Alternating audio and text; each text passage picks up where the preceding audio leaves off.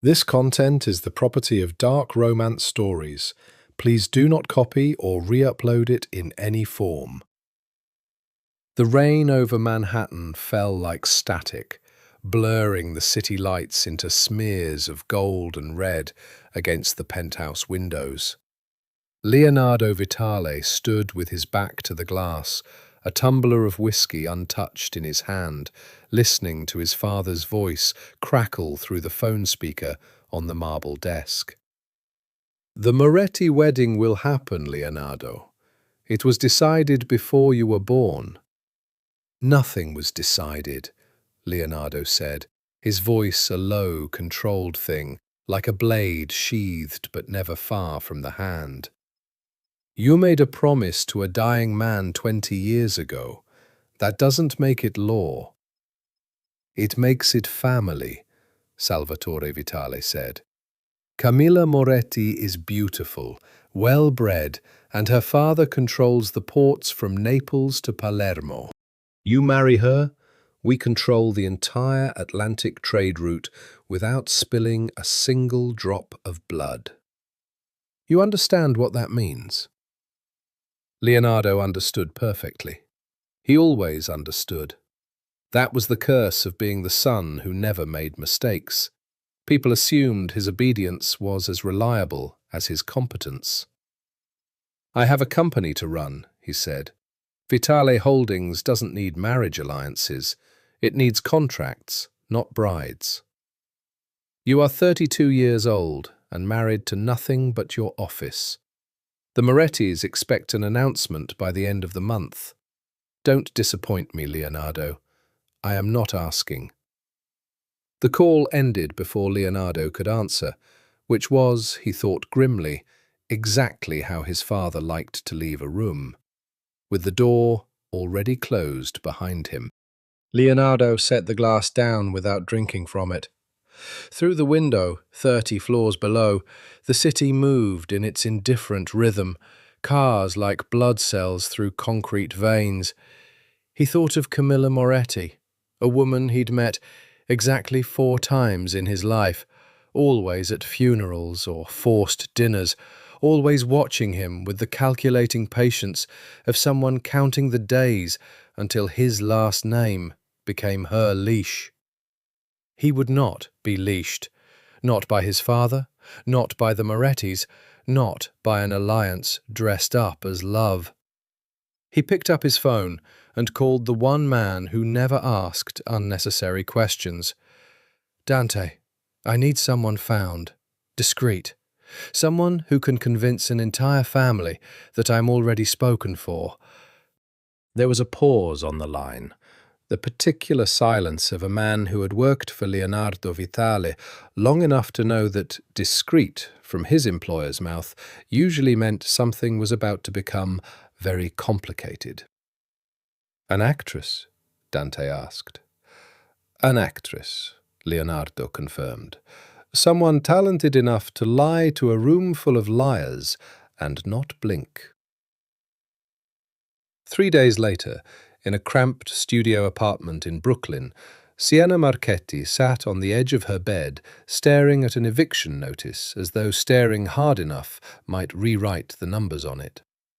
Rain tapped against a window, with a crack running through the corner, the same crack that had been there for 2 years because the landlord never fixed anything unless you threatened to call the city.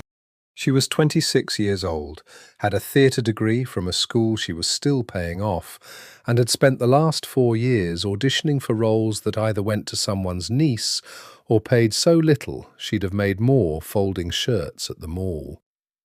Her mother's hospital bills sat in a drawer she couldn't bring herself to open, growing month by month like something alive and hungry. Her phone buzzed. An email from an agency she'd never heard of. "Confidential opportunity. High compensation. Discretion required. Interview tomorrow, 10 a.m. She almost deleted it. She'd learned the hard way that anything promising high compensation and discretion in the same sentence in this city usually ended with a girl disappearing into something she couldn't act her way out of. But then she looked again at the eviction notice, at the number that might as well have been written in a foreign language for how impossible it felt to pay, and she typed back 3 words: "I'll be there." The address the next morning was not what she expected, not a seedy office above a bar, but the lobby of one of the tallest buildings in Manhattan, marble floors so polished she could see her own nervous reflection staring back at her. A woman in a sharp grey suit met her at the elevator without introducing herself and led her up 32 floors in silence. The office at the top was all glass and quiet money, the kind of wealth that didn't need to announce itself because everyone in the room already knew. And behind the desk, rising as she entered, was a man who looked like he'd been carved out of expensive stone and old sins. Leonardo Vitale was tall, dark-haired, with a jaw that looked permanently set against the world, and eyes the colour of a storm just before it broke. Grey-green, sharp. Assessing her in the 3 seconds it took her to cross the room, the way a man might assess a horse he was considering buying, or a weapon he was considering trusting. "Miss Marchetti," he said, his voice low, faintly accented, each word placed like a stone in a wall. "Sit down." She sat. She would think, later, that this was the exact moment her old life ended, the moment she lowered herself into a leather chair across from a man who looked at her like she was both a problem and a solution, and felt something in her chest tighten that had nothing to do with fear. "I have a proposition," Leonardo said. 90 days. You will pose as my girlfriend. You will attend family events, dinners, a gala, perhaps a wedding that is not yours. You will convince everyone who matters that I am unavailable. In exchange, I will pay you $2 million, deposited in increments, non-negotiable, non-refundable, regardless of outcome. Sienna's breath caught somewhere behind her ribs. $2 million, enough to bury her mother's bills, enough to disappear the eviction notice like it had never existed, enough to breathe again. "Why me?" she managed. "Because you're an actress, and I need someone who understands that emotion, on command, is a performance, not a promise." His eyes didn't soften as he said it, and something about that honesty, brutal, unornamented, made her trust him more than any charm could have. "There will be rules, no real intimacy, no falling for the part. This ends in 90 days, cleanly, and you walk away with your money, and I walk away free. And if I say no, then I find someone else, and you go back to whatever it was that made you desperate enough to answer an email like the one you answered this morning." He said it without cruelty, simply as fact, and that too she would remember, that he never once tried to disguise what this was. Sienna looked at him for a long moment. Outside the window, the city sprawled, grey and glittering under the rain, indifferent to the 2 people in this room about to sign their names to a lie. "I'll need it in writing," she said finally. "Every clause." For the first time, something that wasn't quite a smile moved at the corner of Leonardo Vitale's mouth. "Of course, Miss Marchetti. I don't deal in anything that isn't." The contract was 14 pages long, drafted by a lawyer who didn't ask questions, and notarized in an office with blackout curtains. Sienna read every line twice. Clause 7 stated that Leonardo Vitale would provide security at all times during public appearances. Clause 11 forbade either party from discussing the arrangement with press, family, or law enforcement. Clause 15 the one that made her hand still over the pen, stated that any physical affection performed for the benefit of onlookers did not constitute, imply, or create any real romantic or sexual relationship between the parties. She signed it anyway. $2 million did not leave room for hesitation. "There are things you need to understand before we begin," Leonardo said afterward, standing at the window of his office with his hands in his pockets, studying her the way he might study a market forecast, for weaknesses, for variables he hadn't accounted for. "My family is not like other families you may have encountered. My father built Vitale Holdings from a fish market and a gun. What you will see at dinners, at events, you will not ask questions about it. You will not mention it to anyone, not your friends, not your mother, not a diary you think no one will read." "I understand what kind of family this is, Mr. Vitale," Sienna said, holding his gaze even as her pulse thundered. "I'm from Brooklyn. I've seen men like your father before. Different suits, same eyes." Something flickered behind his storm-coloured gaze. Surprise, maybe, or the first faint stirring of respect.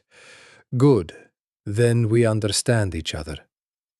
He crossed the room, close enough that she caught the low, expensive scent of cedar and something darker beneath it, something that made her chest tighten unexpectedly.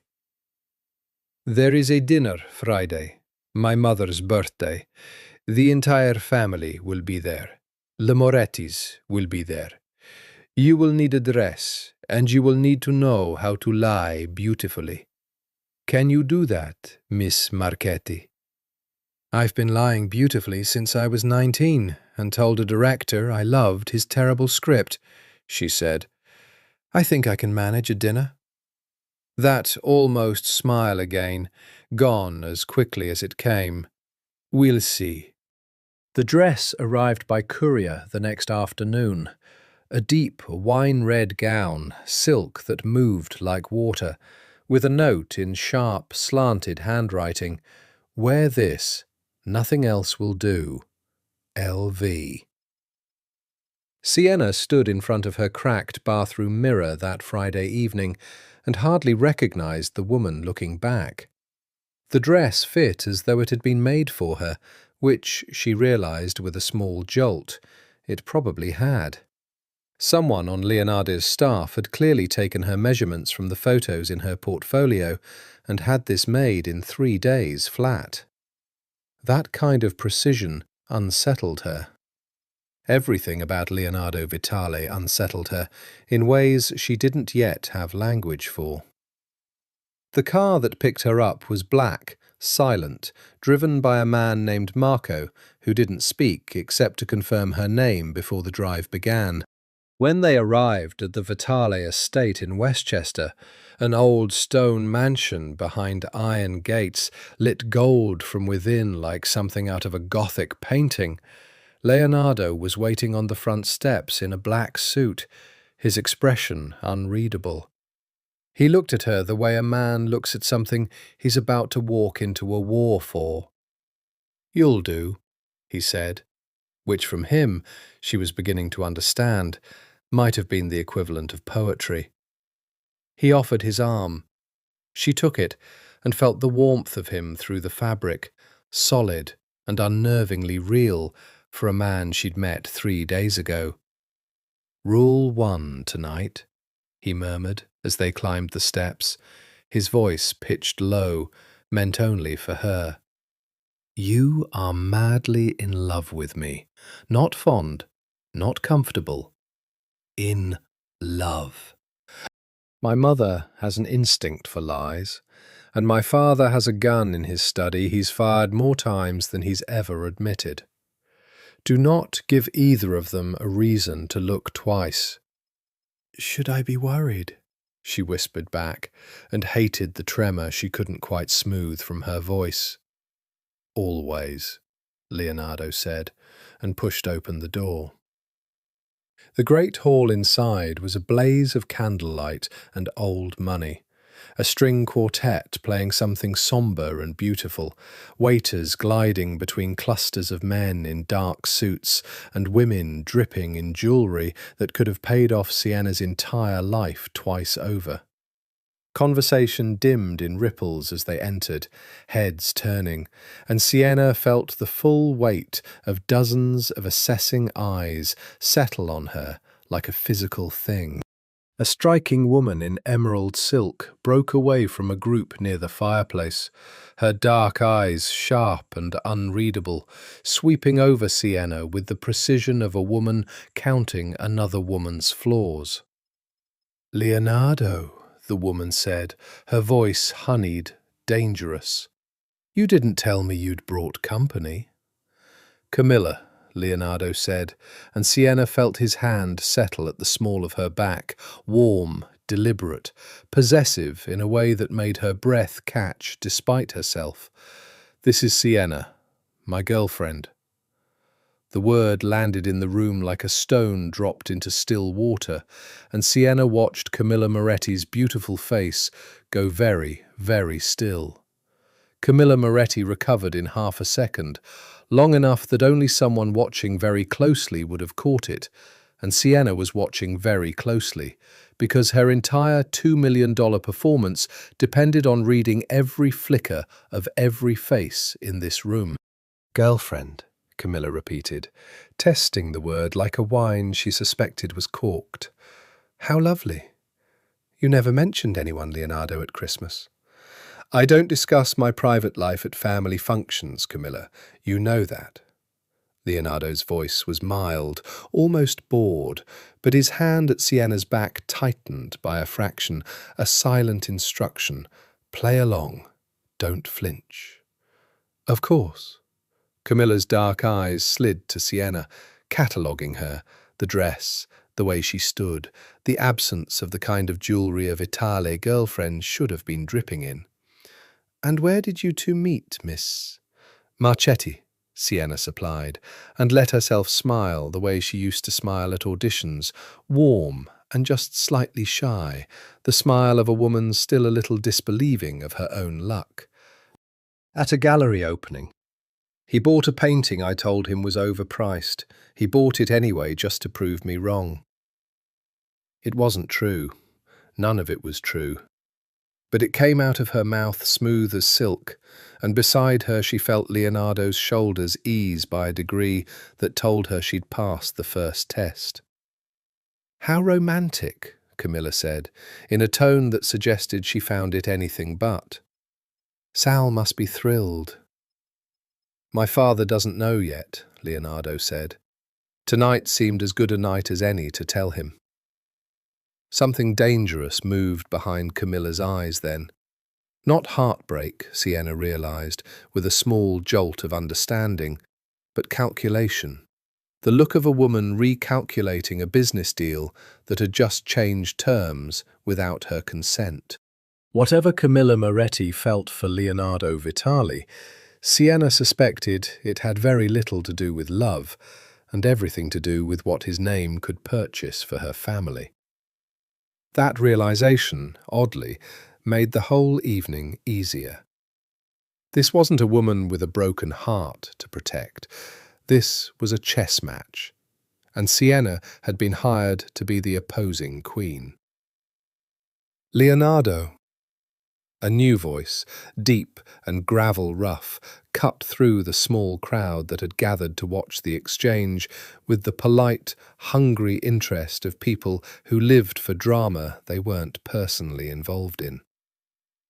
Salvatore Vitale approached like weather. You felt him before you saw him, the way the room seemed to straighten in his presence, spines going a little more rigid, voices dropping a little lower.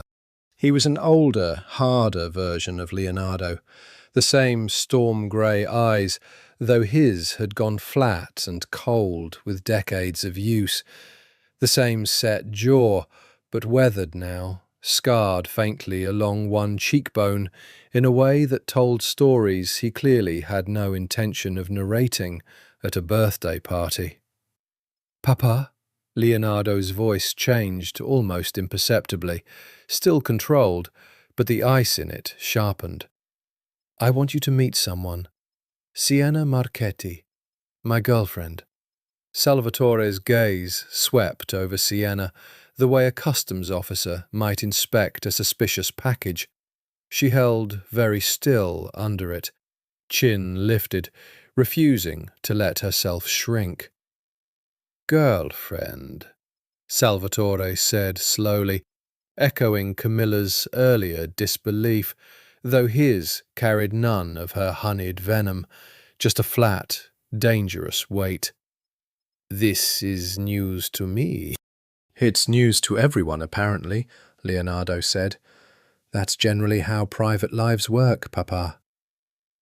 A long silence stretched, taut as wire. Sienna felt her heartbeat in her throat. Somewhere behind Salvatore, she caught sight of two men in black suits who did not look like guests.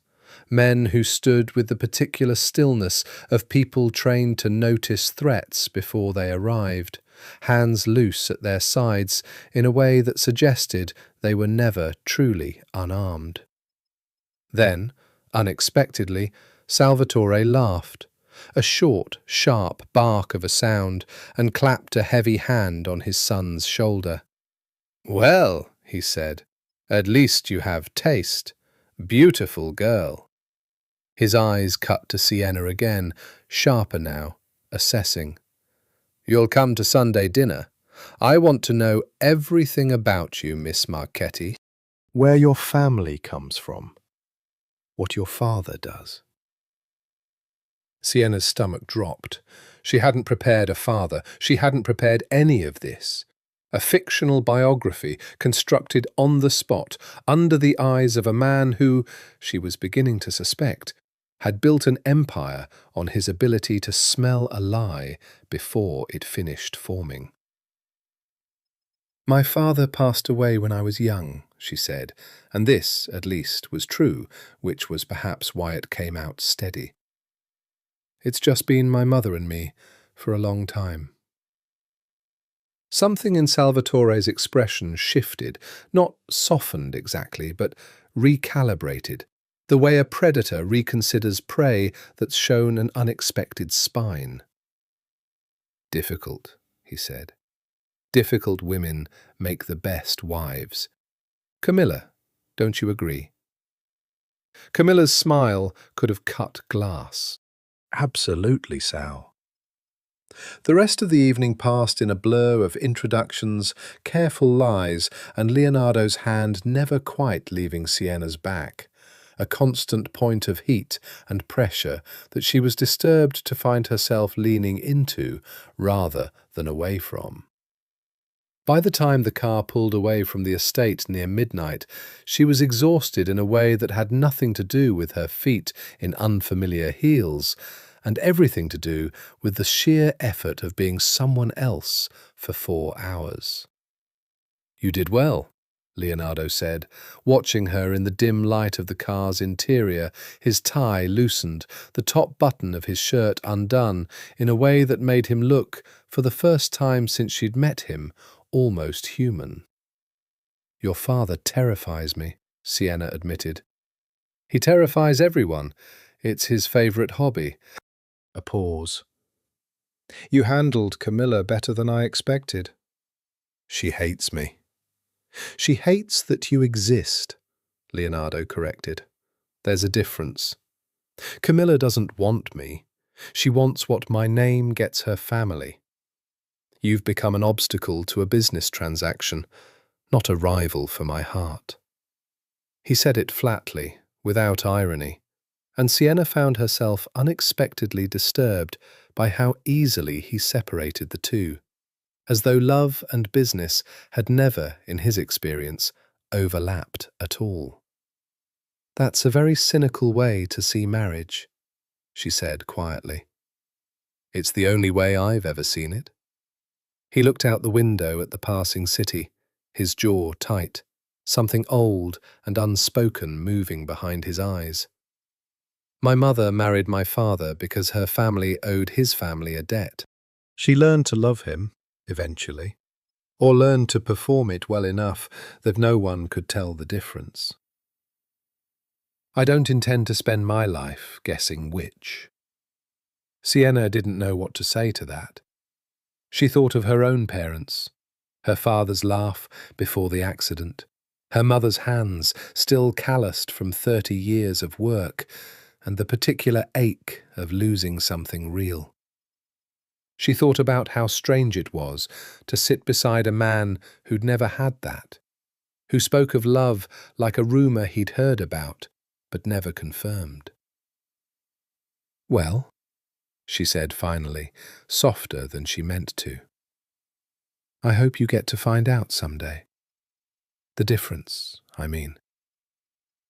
Leonardo turned to look at her then, something unreadable moving across his face in the passing streetlight, gone before she could name it.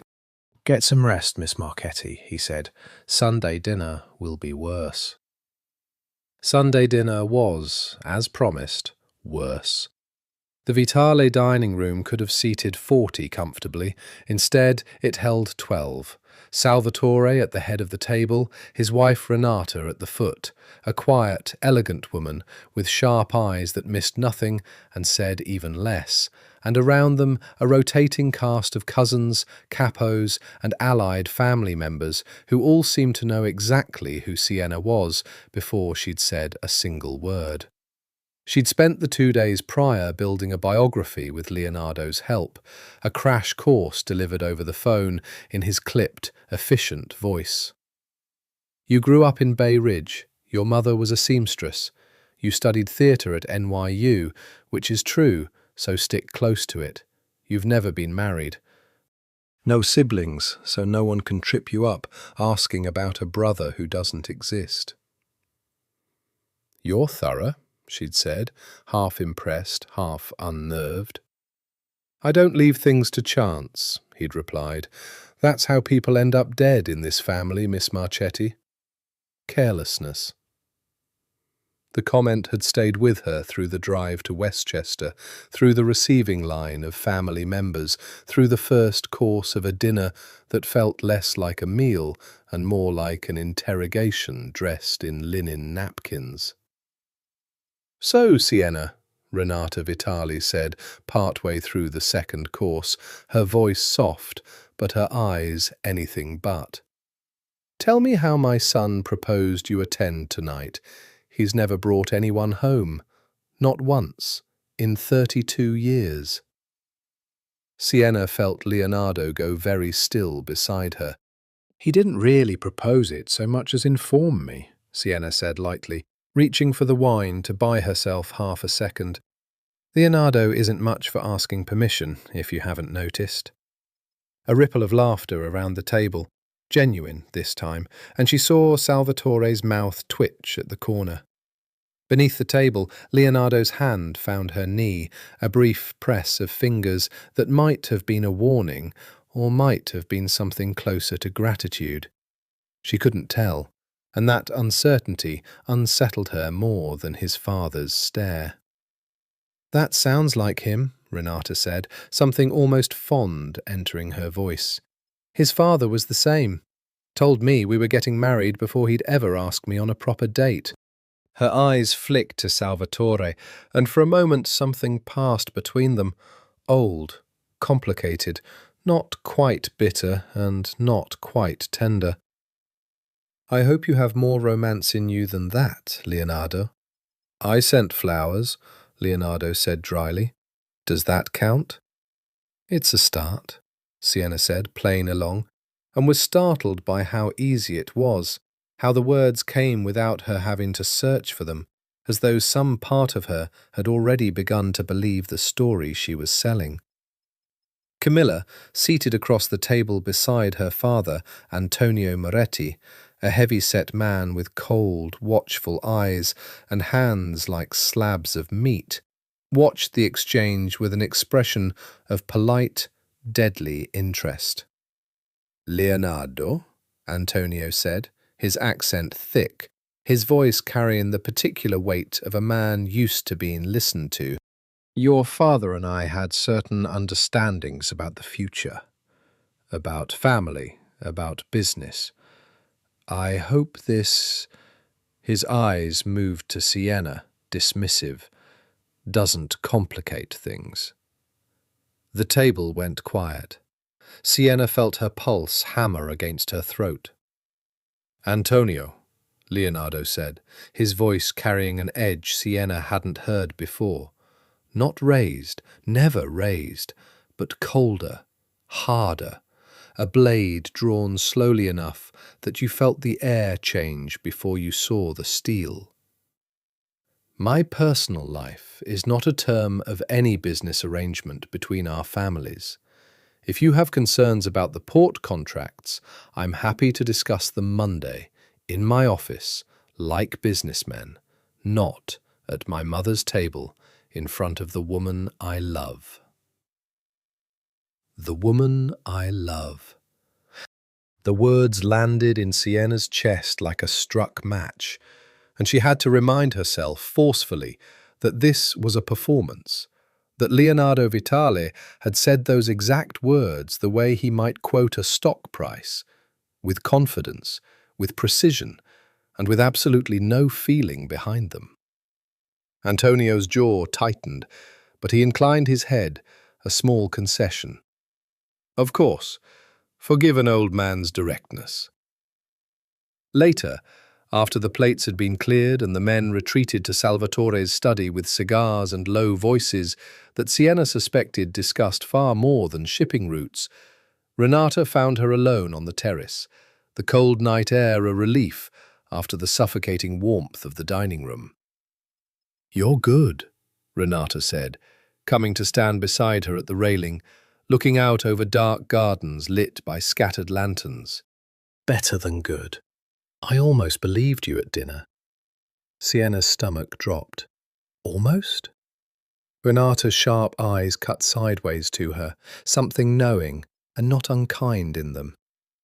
"I've been married to a Vitale for 35 years, Sienna. I know the difference between a performance and the real thing better than anyone alive.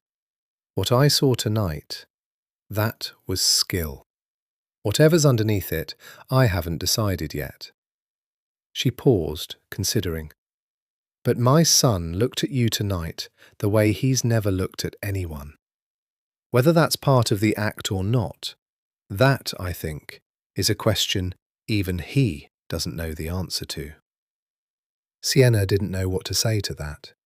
She thought of Leonardo's hand at her knee under the table, the flicker of something unnamed in his eyes in the car 2 nights ago. The way he'd said, "the woman I love," like a man testing the weight of an unfamiliar word in his mouth. "He's a complicated man," she said finally, which was the only true thing she could offer. "He is," Renata agreed. "He's also my son. And I've watched him build walls around himself since he was 12 years old, since he first understood what this family actually was. If you're the one who finally cracks them," she smiled, small and sad and knowing, "be careful with what you find underneath. Vitale men don't love halfway, Sienna.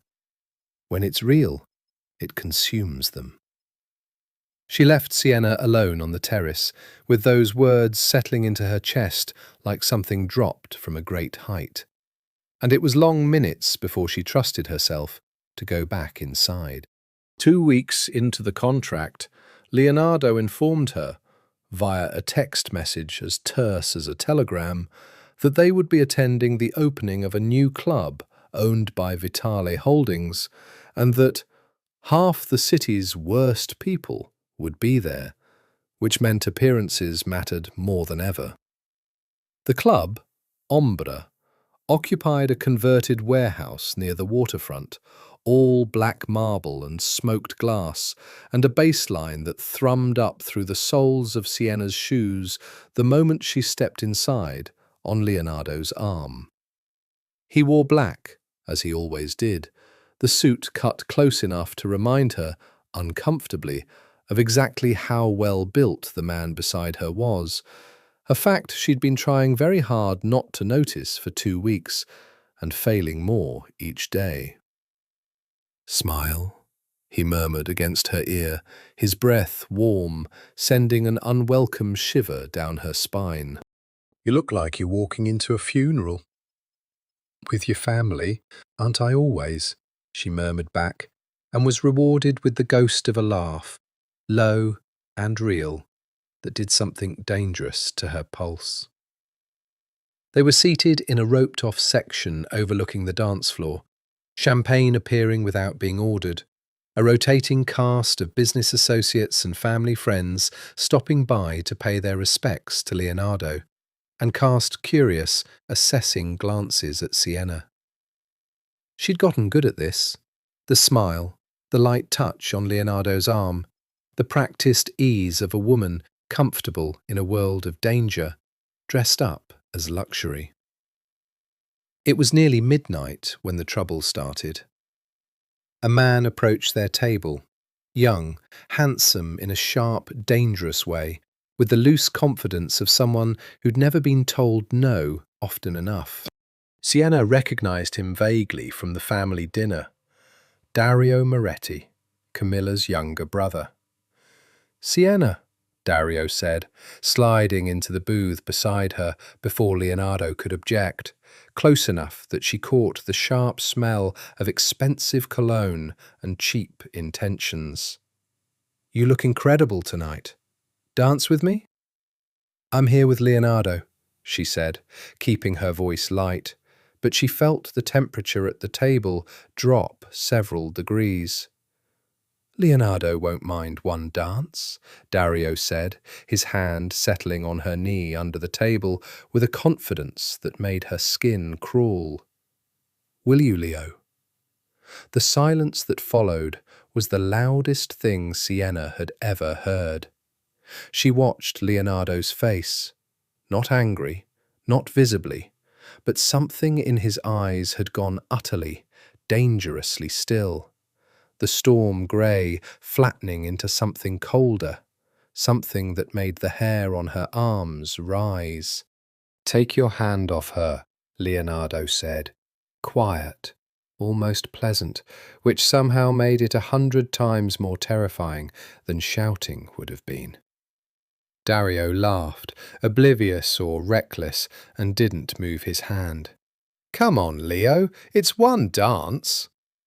Leonardo moved so fast, Sienna barely registered it, his hand closing around Dario's wrist, twisting it back at an angle that made the younger man's face go white, and a sharp, involuntary sound escape his throat.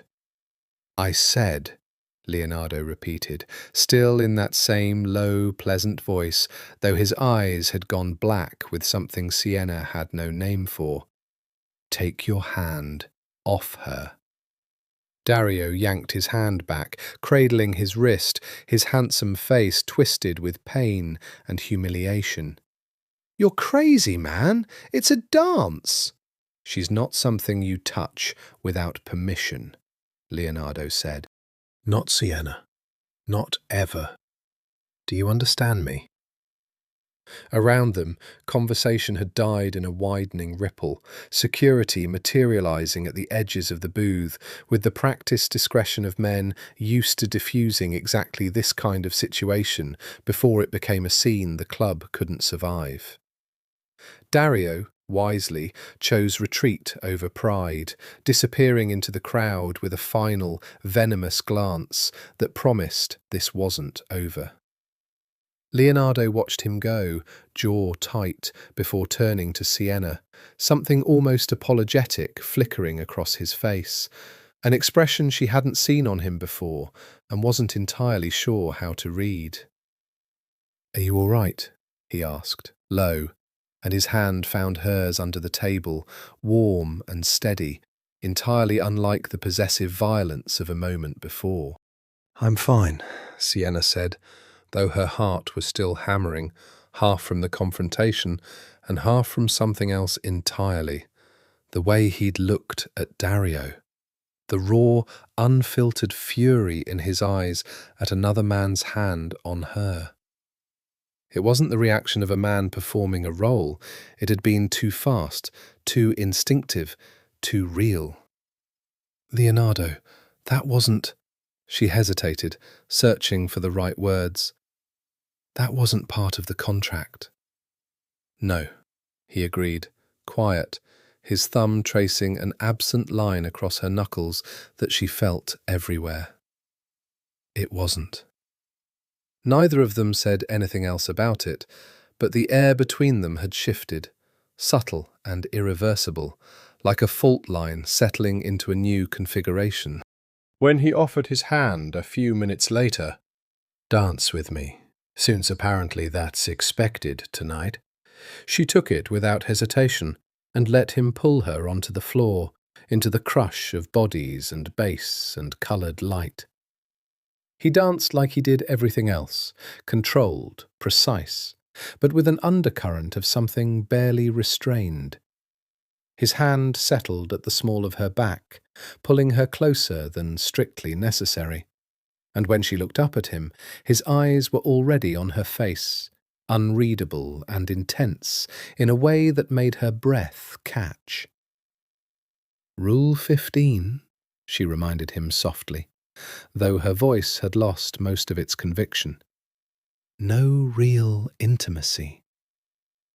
"This isn't intimacy," Leonardo said, his voice low, rough at the edges. "This is a dance." But his hand tightened at her waist as he said it, and neither of them moved away. And somewhere in the thrumming dark of Ombra, under 100 watching eyes and a bass line that drowned out coherent thought, the 90-day contract began, very quietly, to fracture.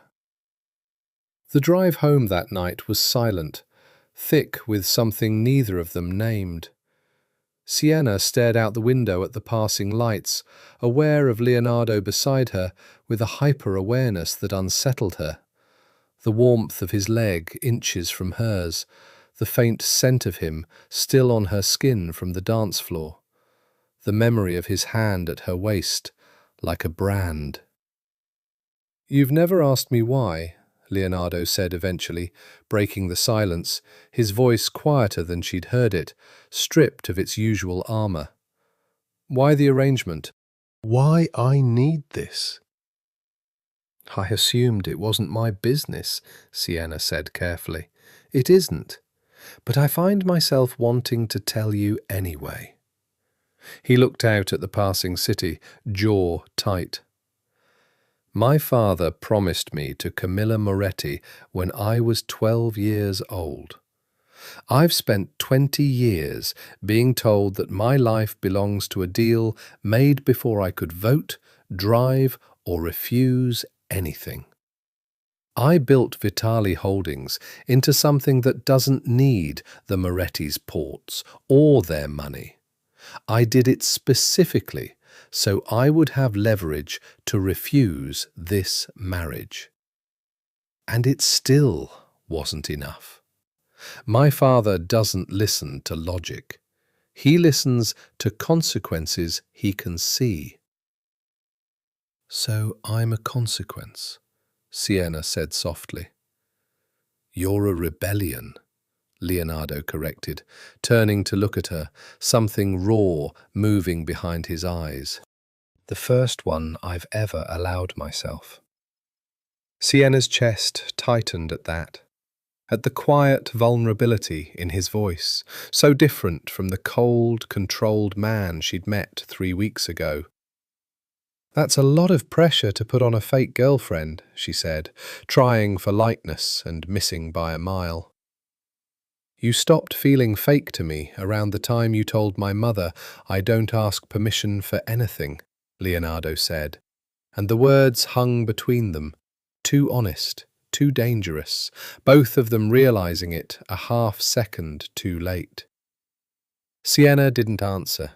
She couldn't, not without saying something she wasn't ready to admit even to herself. The rest of the drive passed in a silence that had changed character entirely, no longer uncomfortable, but charged, full of things unsaid, and when the car finally pulled up outside her building, Leonardo got out to walk her to the door, which he hadn't done before. "Thank you," he said, standing too close under the flickering hallway light, "for tonight, for not running when Dario made an ass of himself, for not running when I did." "You didn't make an ass of yourself," Sienna said. "You defended me." "I lost control," Leonardo corrected, something dark and self-critical in his voice. "I don't lose control, Sienna. Ever. It's how I've survived this family for 32 years. He was close enough now that she could see the faint shadow of stubble along his jaw, the storm grey of his eyes darkened almost to charcoal in the dim light. "You make me lose control." The air between them went taut as wire. Sienna's pulse hammered in her throat, and she was aware, with a clarity that frightened her, that if she leaned forward even an inch, this entire careful arrangement would collapse into something neither of them could take back. "Leonardo," she whispered, half warning, half something else entirely. He stepped back first, a visible, physical effort, his jaw tight, his hands curling into fists at his sides, as though he didn't trust them not to reach for her. "Good night, Sienna," he said, rough, and turned and left before she could say anything else, before either of them could do something the contract's 15 clauses had never accounted for. She stood in the hallway long after his car had pulled away, her heart pounding, her mind replaying the words, "You make me lose control," on an endless loop, and understood, with the sinking, thrilling certainty of someone watching a wave rise before it breaks, that she was no longer entirely sure this was still a performance. The following week brought a gala, the Vitale Foundation's annual charity dinner, an event that drew New York's wealthiest and most dangerous under one glittering roof. Sienna wore black this time, a dress Leonardo hadn't chosen, an act of quiet rebellion she wasn't sure he'd notice. He noticed. His eyes found her the moment she entered the ballroom, and something in his expression, hunger barely restrained, told her he'd noticed everything, the cut of the dress, the way her hair fell loose over one shoulder, the deliberate absence of jewelry that made her look like she belonged to no one, least of all him. "You're trying to test me," he murmured, finding her at the edge of the crowd, his hand settling at the small of her back with the same possessive certainty as always. "I'm testing myself," Sienna admitted, surprising herself with the honesty of it. "And?" "And I'm failing," she said, and watched something fierce and satisfied move across his face before he schooled it back into the cool, controlled mask he wore for the rest of the world. They danced twice that night, longer than propriety strictly required, and when Camilla Moretti approached midway through the evening, sharp-eyed watching for cracks, she found none to exploit. Only a couple who moved together like they'd been doing it for years instead of weeks, who looked at each other like the room had emptied of everyone else. "You're very convincing," Camilla said afterward, cornering Sienna near the bar while Leonardo was pulled into a conversation with a senator whose campaign Vitale Holdings had quietly funded. "I almost believe it myself." "There's nothing to believe," Sienna said. "It's real." The lie came easily, automatically, except, standing there under the chandelier light, watching Leonardo across the room, his eyes finding hers even mid-conversation with a man who controlled half the state's judiciary, Sienna wasn't entirely sure anymore which parts were the lie. The trouble came, as trouble often does, disguised as an ordinary Tuesday. Sienna had an audition, a real one, for a small independent film, the kind of role she'd have killed for 6 months ago, and now approached with the strange, dislocated feeling of stepping back into a life she'd nearly forgotten. She got the call back. She was celebrating with Marisol, her closest friend from acting school, in a bar in the Lower East Side, laughing for the first time in weeks without calculating every word, when her phone buzzed with a text from an unknown number. Rule 11 of the contract states you don't discuss our arrangement. It doesn't say you can't be photographed with other men. Care to explain the man with his arm around you outside Ludlow House 20 minutes ago? Sienna frowned, confused, until she scrolled back through her memory. A man from Marisol's improv troupe, Jake, had thrown his arm around her shoulders in a group photo outside the bar earlier, entirely platonic, entirely innocent. She hadn't even registered it as anything worth noting. She texted back, "That's Marisol's friend. It was a group photo. Are you having me followed?" The reply came fast, too fast, betraying an urgency Leonardo would never have admitted to out loud. "I have security everywhere. I have interests. You're currently one of them." Something in that admission, "you're one of my interests," sent a complicated thrill through her that she immediately tried to suppress. "You're jealous," she texted, testing the water, half expecting a cold denial. The 3 dots appeared and disappeared several times before his answer finally came. "I don't get jealous. I get informed." She laughed out loud, drawing a curious look from Marisol, and typed back, "That's the exact thing a jealous person says." No response. She smiled at her phone longer than she should have, aware of Marisol watching her with growing suspicion. "Who's that?" Marisol asked. "You've got a very specific face on right now. That's not audition news face. That's a man face." "It's complicated," Sienna said, which was, she realised, the single most honest sentence she'd spoken about her situation in weeks. "Complicated how?" "I'm dating my boss," Sienna said, which was close enough to the truth to be safe, and far enough from it to protect the 14 pages of legal paper that governed her entire relationship with Leonardo Vitale. "It's new. It's complicated." "Is he good to you?" Sienna thought about it. Really thought about it. Past the money, past the contract, past the danger that clung to Leonardo Vitale like cologne. She thought of his hand at her back in crowded rooms, the way he'd looked at Dario's hand on her knee, like he wanted to remove it from the man's body entirely. The raw honesty in his voice on her doorstep. "You make me lose control." "He's terrifying," Sienna said slowly, "and I think he might be the realest thing that's ever happened to me."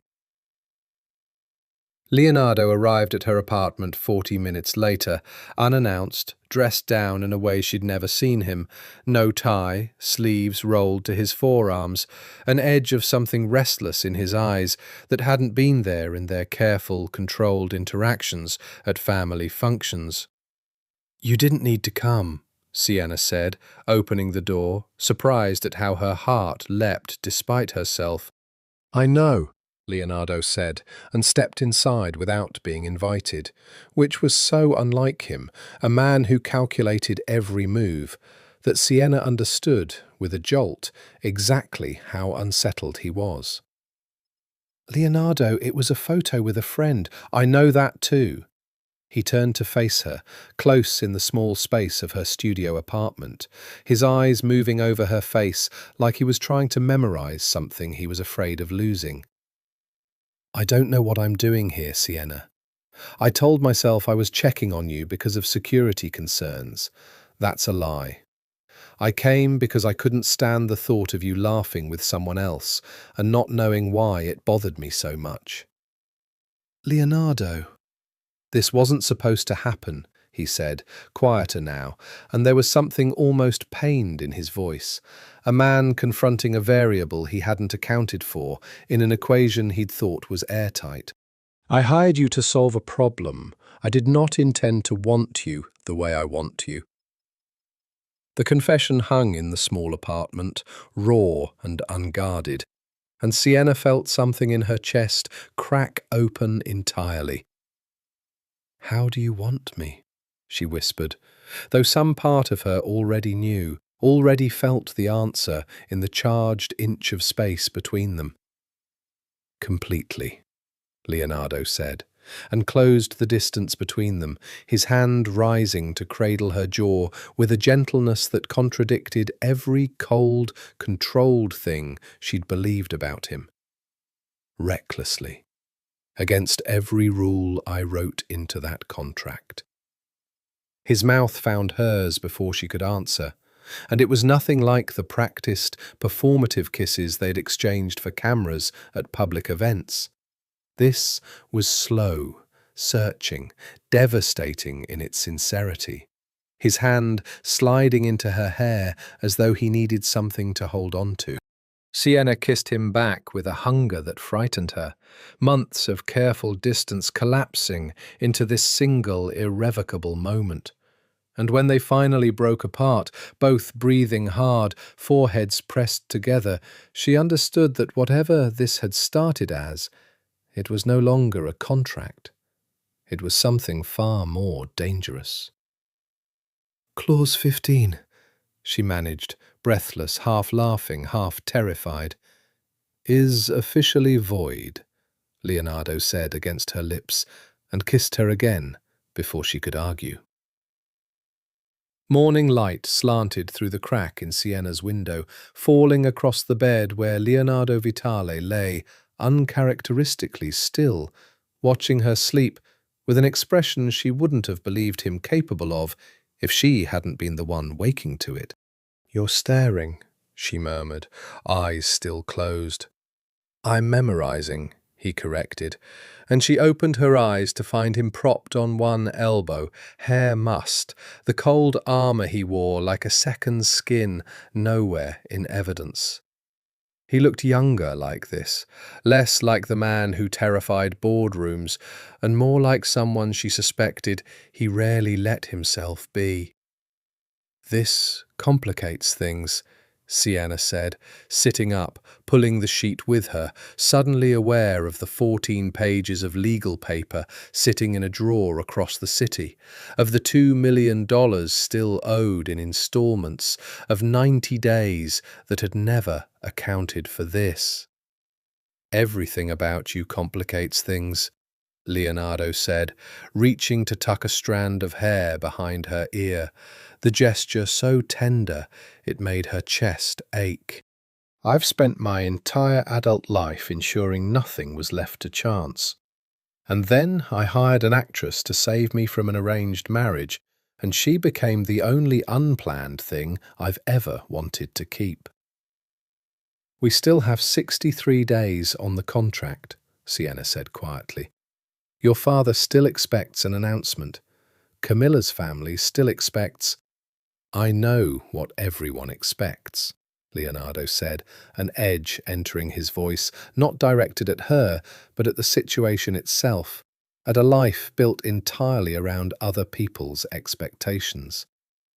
"I've spent 32 years giving my father exactly what he expects. I'm done." He caught her hand, brought it to his mouth, pressed a kiss to her knuckles with a gravity that startled her. "I want to finish this contract because I want more time with you, Sienna.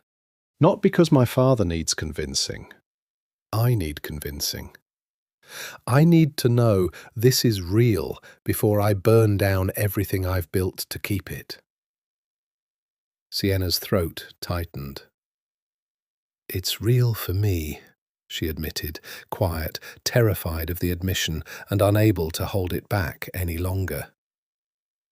It stopped being an act somewhere around the night you nearly broke Dario Moretti's wrist. Leonardo's mouth curved, something dark and satisfied in the expression. He deserved worse. "You're possessive," she said, not quite an accusation. "Obsessively," he agreed, unashamed. "I make no apology for it. When something is mine, Sienna, I don't share it, I don't lend it, and I don't let another man put his hands on it and walk away without consequence." His eyes darkened, serious now. "You should know that about me before this goes any further. I am not a gentle man. I am not an easy one. I come from violence and I carry it, even when I try to keep it from you. If you want out, this is the moment to say so." Sienna considered him for a long moment. This cold, dangerous, devastatingly honest man who had just handed her, unprompted, the exact truth of himself, weapons and all. "I don't want out," she said. "I want in. All the way in, Leonardo. Danger included." Something shifted in his eyes. Relief, disbelief, a fierce and possessive joy he didn't bother hiding. He pulled her against him, and this time when he kissed her, there was no performance in it at all, nothing left to prove to anyone but themselves. They kept the change quiet, from the family, from the Morettis, from everyone but themselves, because both of them understood, without needing to say it aloud, that the moment the contract became real, it also became more dangerous. A pretend relationship could be walked away from cleanly. A real one gave people leverage. But quiet didn't mean invisible, and 2 weeks later, at a business dinner meant to finalize a new shipping agreement between Vitale Holdings and a Chicago-based family called the Rossis, Salvatore Vitale watched his son pull out Sienna's chair with a tenderness that had nothing performative about it, and his sharp eyes narrowed with the particular focus of a man who'd spent his life reading people for a living. "You're different with her," Salvatore said later, cornering Leonardo near the bar while the Rossi patriarch was occupied elsewhere. "Since the gala, something's changed." "I care for her," Leonardo said simply, no longer bothering to disguise it, and watched his father's face for a reaction he couldn't quite predict. "Care," Salvatore repeated, testing the word. "That's a dangerous thing to admit in this family, Leonardo. You know what happens to men who love too openly. It becomes a lever someone else can pull." "I'm aware," Leonardo said, his jaw tight. "I've weighed the risk." "Have you weighed it against the Morettis? Against the port contracts? Against everything I've built for this family, everything I intended to pass to you?" Salvatore's voice had dropped, dangerous and low. "Antonio Moretti is not a patient man, Leonardo. He's already asking questions about why the engagement announcement hasn't come. If he decides this girl is an insult rather than an inconvenience, then he can take it up with me," Leonardo said, something cold and final entering his voice. "I am not marrying Camilla Moretti. I have told you this 100 times, Papa. I am telling you again for the last time. Find another way to secure the port contracts or lose them. I will not sell my life for shipping routes."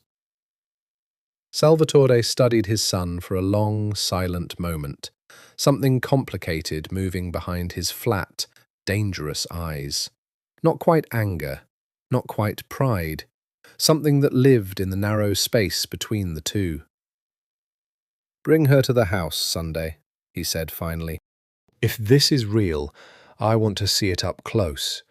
And Leonardo..." His hand landed heavy on his son's shoulder, his voice dropping lower still. If it is not real, if this is some elaborate game to buy you time, end it now, before Antonio Moretti decides to solve the problem himself. He is not a man who waits patiently for long. The warning settled into Leonardo's chest like a stone, and across the room, watching her laugh at something the Rossi patriarch's wife had said, entirely unaware of the storm gathering around her, Sienna had never looked more like something worth protecting, or more like a target. Sunday dinner, round 2, was a different animal entirely, not because the setting had changed, but because everything underneath it had. Sienna arrived at the Westchester estate with a knot of nerves in her stomach that had little to do with performance anxiety this time. She no longer needed to invent affection for the man beside her. What she needed now was to hide how much of it was real, in a house full of people trained since birth to detect exactly that kind of vulnerability. "You're quiet," Leonardo observed as they climbed the front steps, his hand finding the small of her back warm and grounding. "Your father's going to see it," Sienna said. "Whatever this is between us now, he's going to see it, and I don't know what that means for either of us." "Then let him see it," Leonardo said, surprising her with the steadiness in his voice. "I'm tired of hiding things in this family, Sienna. I've hidden my whole life, what I want, who I am underneath the version of me they built for their purposes. I'm not hiding this."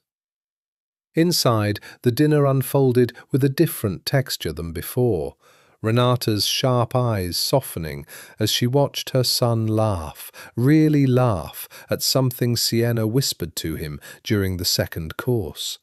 Salvatore, watching in a silence that gave nothing away, his fork moving methodically through his food, while his mind, visibly, worked through calculations none of them could see. It was after dinner, in the study, that the real conversation happened, Salvatore closing the door behind Leonardo and Sienna both, an unusual breach of the family's tradition of excluding women from business discussions. "Sit," Salvatore said, and it wasn't a request. Sienna sat, spine straight, hands folded in her lap, aware of Leonardo tense beside her. "I've built this family on contracts," Salvatore said, pouring 3 glasses of dark liquor without asking if anyone wanted one. "Business contracts, marriage contracts, even friendships in this world are contracts, whether anyone admits it or not. I understand contracts, Miss Marchetti. What I don't understand is what's sitting in front of me right now. A woman my son hired to lie for him, who now looks at him like she'd walk into gunfire for the man." His flat eyes cut to her, sharp and assessing. "Explain that to me." Sienna's heart hammered, but she held his gaze, refusing to flinch. "I can't explain it, Mr. Vitale. It happened despite every rule we wrote to prevent it. I didn't plan to fall for your son. I planned to collect a paycheck and disappear at the end of 90 days. Somewhere in the middle of pretending, I stopped pretending. I don't have a better explanation than that." Silence stretched, taut as a wire about to snap. Then, unexpectedly, Salvatore laughed. The same short, sharp bark she'd heard the first night, though it carried different weight now. "That," he said, "is the most honest thing anyone has said in this study in 20 years. He looked at his son, something almost like approval settling into his hard features. "Your mother said the same thing to me once, almost word for word. I didn't believe her either, at first." "Papa," Leonardo said carefully, "does this mean—" "It means I'm not a fool, Leonardo, and I never was," Salvatore said, cutting him off. "I knew from the first dinner this wasn't what you claimed it was. I've been waiting to see if it would become real, or if you'd both crumble under the pressure of pretending." He studied them both for a long moment. "It became real. Good. That simplifies some things and complicates others considerably." "Antonio Moretti," Leonardo said grimly. "Antonio Moretti," Salvatore agreed, "is not going to accept a broken promise gracefully. He has spent 2 decades planning his daughter's marriage into this family. When he learns it's truly off, not a temporary inconvenience, but a permanent one, there will be consequences. Not immediately. Antonio is patient, but he will look for a way to make us pay for the insult, and he will look for the weakest point to strike." His eyes moved to Sienna, deliberate, heavy with meaning. The weakest point being, of course, whoever he perceives as having taken his daughter's place. The room went cold in a way that had nothing to do with temperature. Sienna felt Leonardo's hand find hers, gripping tight. "I'll handle Moretti," Leonardo said, low and dangerous. "You'll handle him carefully," Salvatore corrected, "or you'll bury someone you love before this business is finished. I've seen it before, Leonardo. I've buried people I loved because I moved too fast, thought too little, trusted the wrong calm before a storm." He set down his glass, the weight of decades in the gesture. "Protect her properly, or don't parade her in front of the Morettis at all. There's no middle ground in this family. There never has been." Later, in the car home, Sienna sat in silence, Salvatore's warning settling over her like a shadow she couldn't shake. "He's right, isn't he?" she said finally. "This isn't just about hurt feelings and cancelled engagements. Someone could actually try to hurt me." Leonardo's jaw was tight, his eyes fixed on the road, and when he answered, his voice carried a weight she hadn't heard from him before. Not the controlled coldness of business, but something rawer, closer to fear. "I will not let that happen," he said. "I have men watching your apartment already, watching your movements since the night at Ombra. I should have told you. I didn't want to frighten you." "I'd rather be frightened and prepared than protected and blind," Sienna said, and meant it, though her pulse hammered at the confirmation that danger had been circling her for weeks without her knowledge. "Understood," Leonardo said, and reached for her hand across the console, holding it the rest of the drive, like a man holding on to the one thing in his life that hadn't been calculated, negotiated, or bought. The weeks that followed took on a strange, suspended quality, danger humming beneath the surface of every family event, every public appearance, while underneath it, something soft and undeniable continued to grow between Leonardo and Sienna, private and fierce, protected in the small hours they managed to steal from a world that wanted pieces of both of them. They fell into rhythms neither of them had planned. Sunday mornings in his penthouse, sunlight falling across his enormous bed while he read financial reports and she memorized lines for the film role she'd landed, both of them content in a silence that had never once felt awkward. Tuesday dinners at a small Italian restaurant in the West Village where the owner knew Leonardo by name and always seated them in the corner booth, away from prying eyes, where he'd tell her, in fragments, about the childhood he rarely discussed. His mother teaching him to cook when his father was away on business, no one explained to a 7-year-old. The first time he'd understood, at 9, exactly what kind of family he'd been born into, watching his father clean a gun at the kitchen table with the same casual efficiency other fathers used to clean fish. "Does it ever stop feeling normal?" Sienna asked one night, tracing the lines of his palm with her fingertip as they lay tangled together in his enormous bed, the city glittering below them through floor-to-ceiling windows. "All of it. The danger, the violence underneath everything. It stopped feeling normal the moment you asked me that question, Leonardo admitted, watching her with an intensity that still, weeks in, made her breath catch. Before you, I didn't think about it much. It was simply the water I'd always swum in. Now I think about it constantly, about what it means for you, about what it could cost you, being near me. I chose this, Sienna said firmly. I'm choosing it every day, Leonardo. Not for the money anymore. For you. The money's still coming, he said. Don't think falling for me exempts you from getting paid, Miss Marchetti. I signed a contract. She laughed, the sound easy in the quiet of the room. Careful, Mr. Vitale. That almost sounded like a joke. I've been known to make one, occasionally, Leonardo said, and kissed her before she could tease him further, slow and thorough. And for a while, the danger circling the edges of their world receded into something distant and unimportant. But it never disappeared entirely. Dante found Leonardo in his office one Thursday afternoon, his expression grim in a way that immediately put Leonardo on alert. Antonio Moretti's been making calls, Dante said without preamble, to some old contacts, people who owe him favours from before your father's time.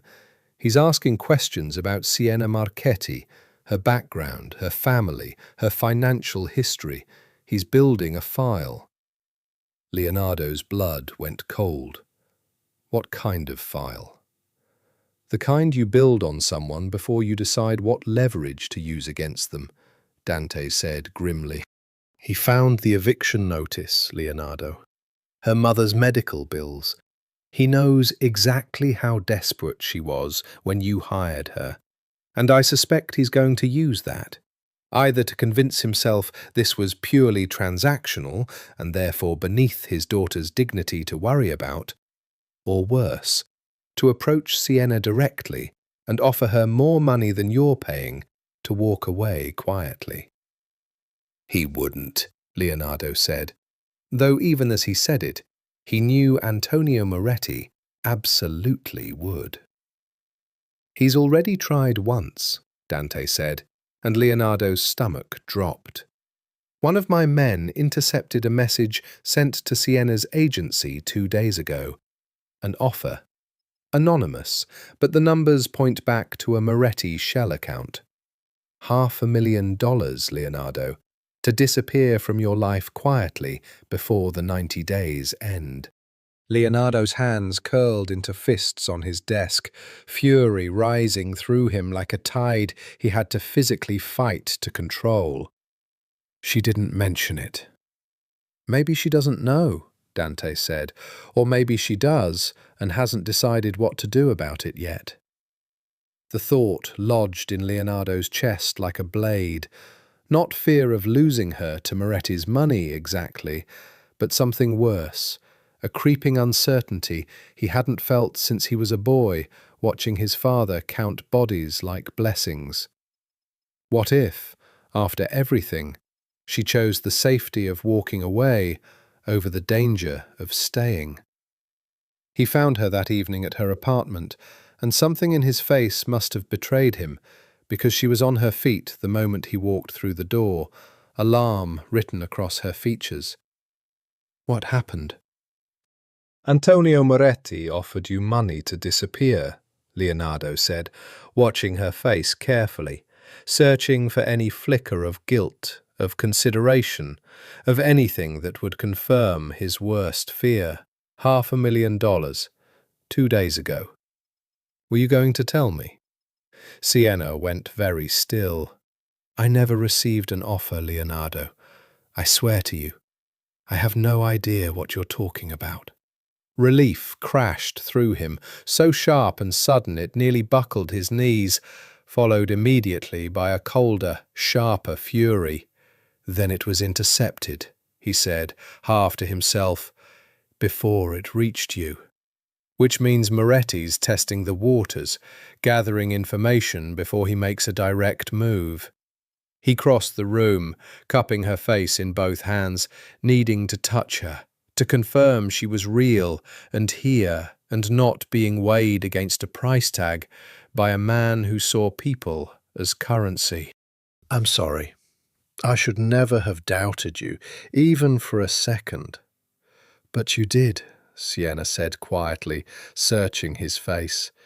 "Even for a second." "I did," Leonardo admitted, unable to lie to her, "not about this.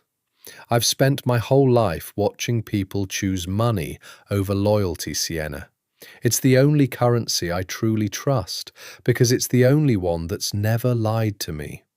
Trusting a feeling, trusting that you'd choose me over $500,000 and a clean exit from a dangerous family, that's harder for me than it should be." Sienna's expression softened, understanding threading through the hurt. "I'm not going anywhere," she said, covering his hands with hers. "Not for $500,000, not for 10 million. You need to understand that completely, or this is never going to work." "I'm trying," Leonardo said, low, honest. "You're the hardest thing I've ever had to trust, precisely because you're the first thing I've ever actually wanted to keep." Camilla Moretti had never been a woman who lost gracefully. She'd watched for 6 weeks as her carefully engineered future collapsed in slow motion. Leonardo Vitale, the man her father had promised her since childhood, growing visibly, undeniably in love with a Brooklyn actress with nothing to her name but a theatre degree and a dying mother's medical debt. It should have been simple to dismiss, a temporary infatuation that would burn itself out under the pressure of family expectations.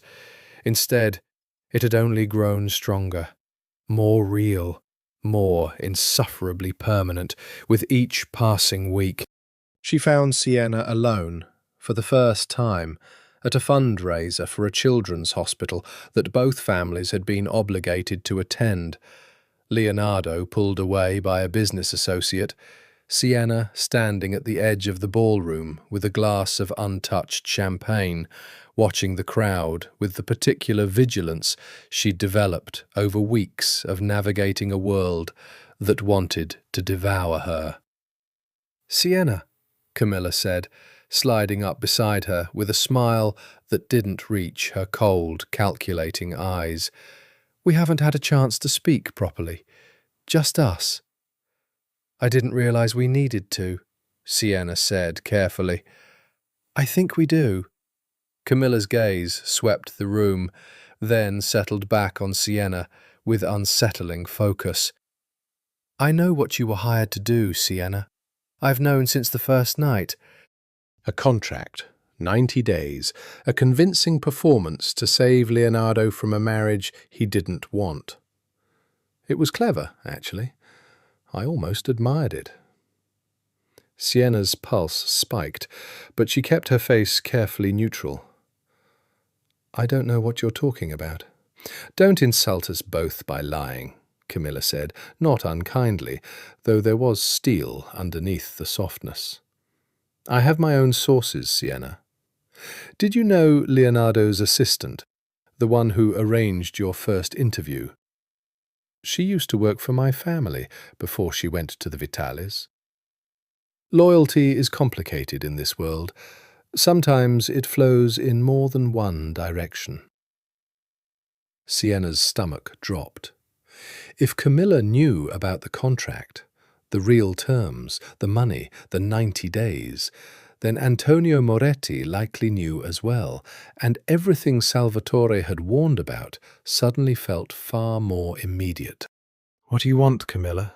Sienna asked quietly, abandoning the pretense. "I want what I've wanted since I was 14 years old, and my father told me I would marry Leonardo Vitale someday," Camilla said, and for the first time something raw slipped through her polished exterior. Not love, Sienna realized, but something closer to desperation. The particular anguish of a woman who'd built her entire identity around a future that had just been stolen from her. I want the life I was promised. The ports, the alliance, the security of a name that would protect my family for another generation.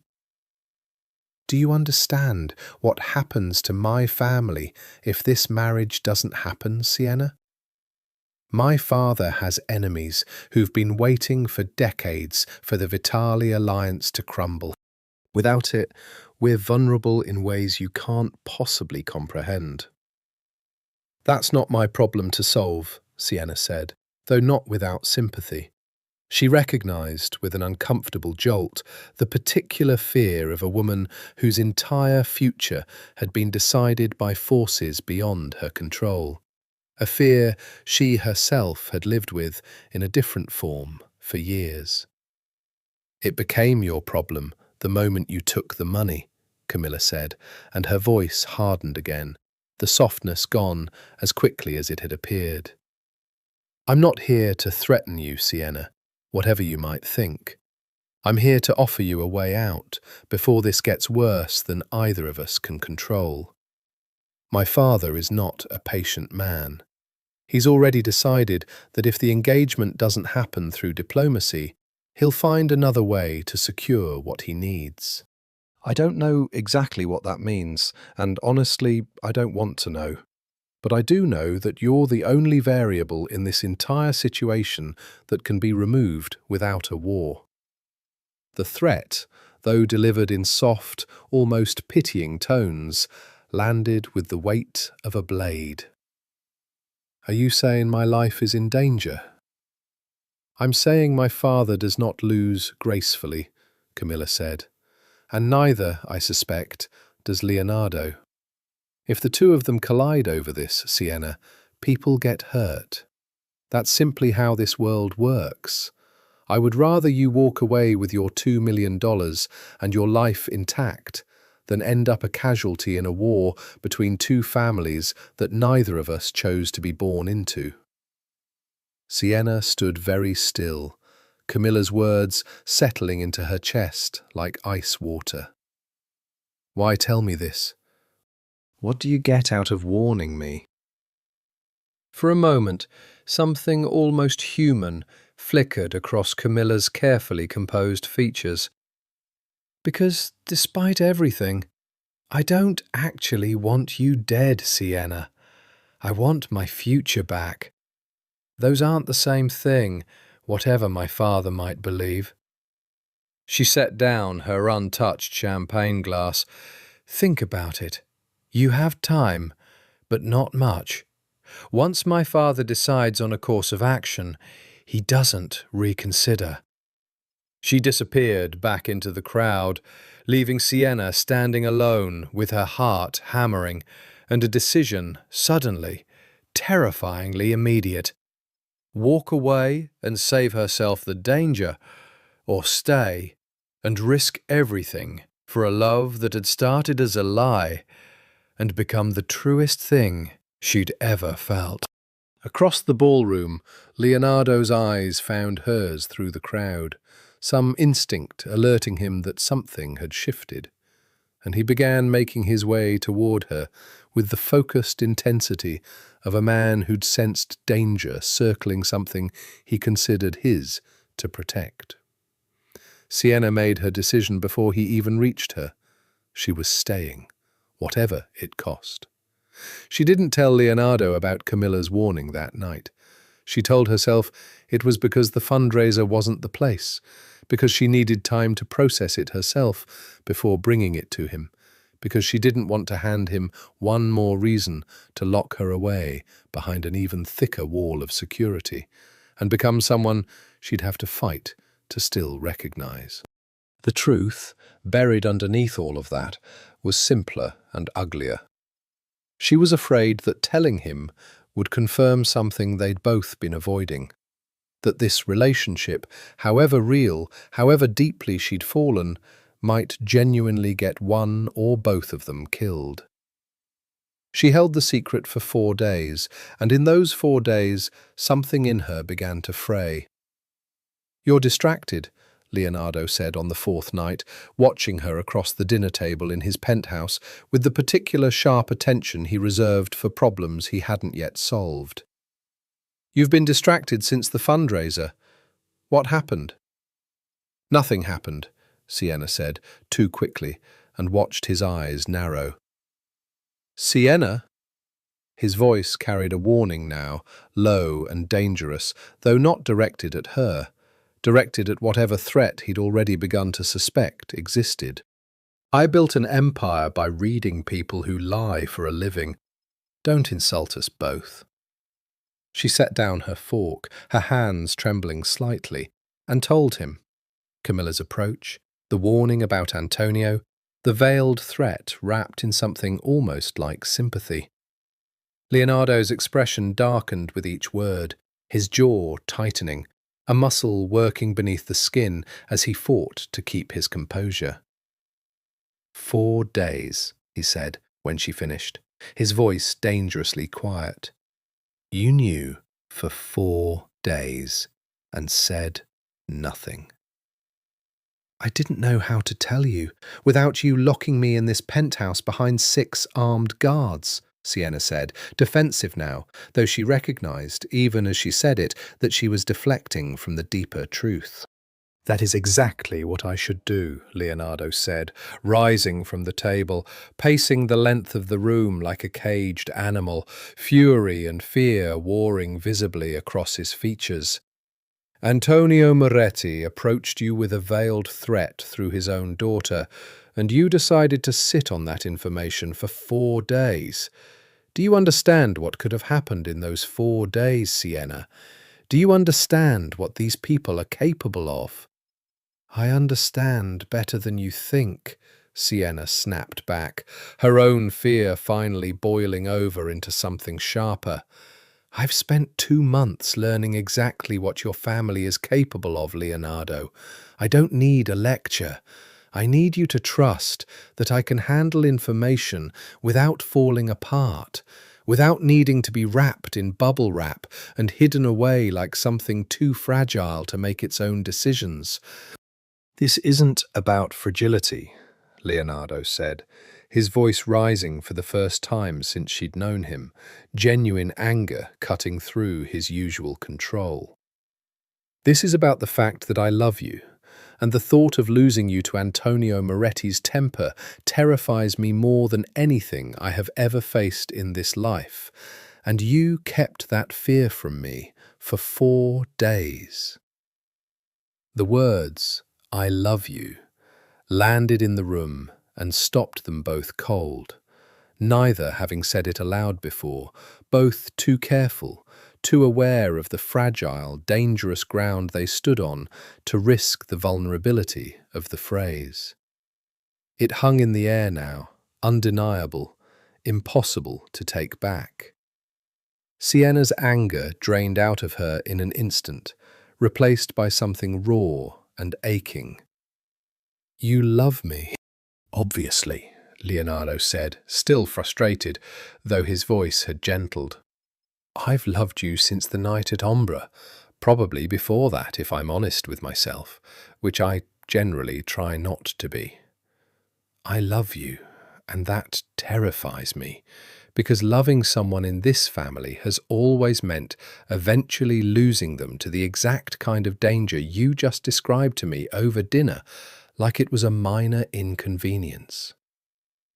"I love you too," Sienna said, the words breaking something open in her chest, months of careful distance and professional boundaries collapsing entirely.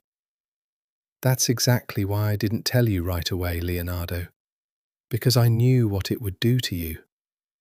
And I wanted one more day of pretending we were just 2 people falling in love, instead of 2 people who might get each other killed." Leonardo crossed the room and pulled her into his arms, holding her with a desperate tightness that spoke louder than any words could have.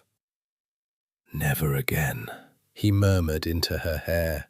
Whatever it is, however small, however terrifying, you tell me immediately. I can't protect you from what I don't know, Sienna. Okay, she whispered, and meant it, though some part of her recognized, with a chill she couldn't quite shake, that they'd just crossed into a phase of this relationship neither of them could walk back from. Real love, real danger, real stakes, no more pretending, no more contract to hide behind. 60 days remained. It no longer felt like nearly enough time. The attack came on an ordinary Thursday evening, 3 weeks before the contract's end, and it came without warning, which was precisely the point. Sienna had left a late rehearsal for the independent film, her first real role in over a year, a small but pivotal part that had reminded her, in quiet moments between takes, that she'd once had a life entirely her own, before Leonardo Vitale had walked into it like a storm front. Marco, Leonardo's driver, waited outside as always, the black car idling at the curb in the thin light of a street lamp. She never made it to the car. 2 men emerged from the shadows of the alley beside the studio, moving with the kind of coordinated speed that spoke of training, not opportunism. Sienna had half a second to register danger before a hand closed over her mouth and an arm wrapped around her waist, yanking her backward into the dark. She fought, years of stage combat training kicking in on pure instinct, her elbow driving back into a solid chest, a heel connecting with a shin hard enough to draw a grunt of pain. But there were 2 of them, and the alley was empty, and her scream died half-formed against a gloved palm. Marco reached them seconds later, having heard the scuffle, gun already drawn, but by then one of the men had a blade pressed to Sienna's throat, close enough that she felt the cold kiss of steel against her pulse.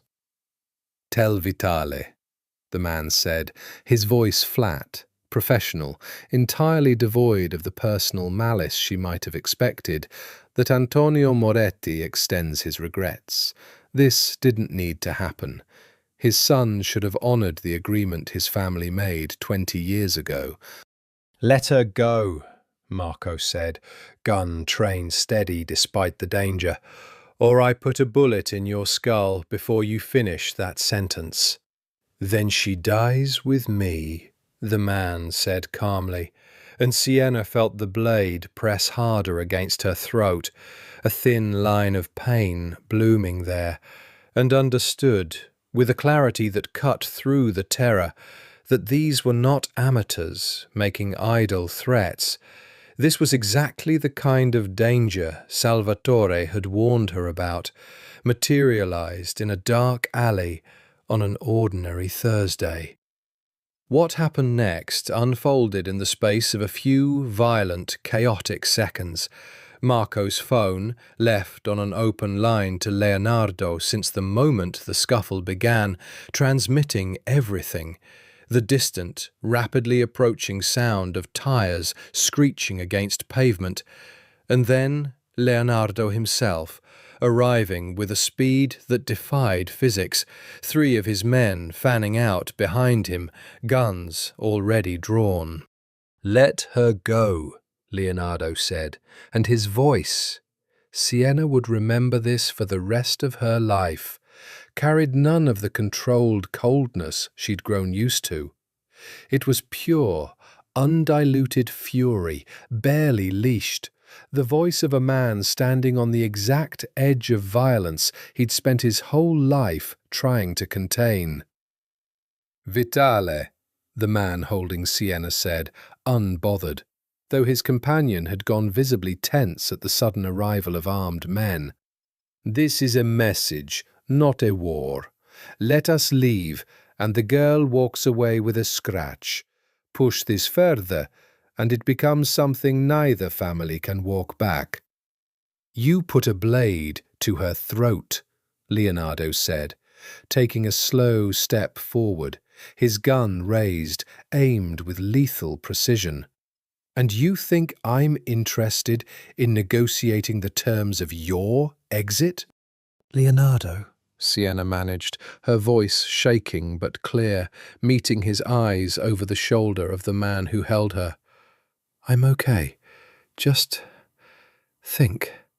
Please think before you do something we can't undo.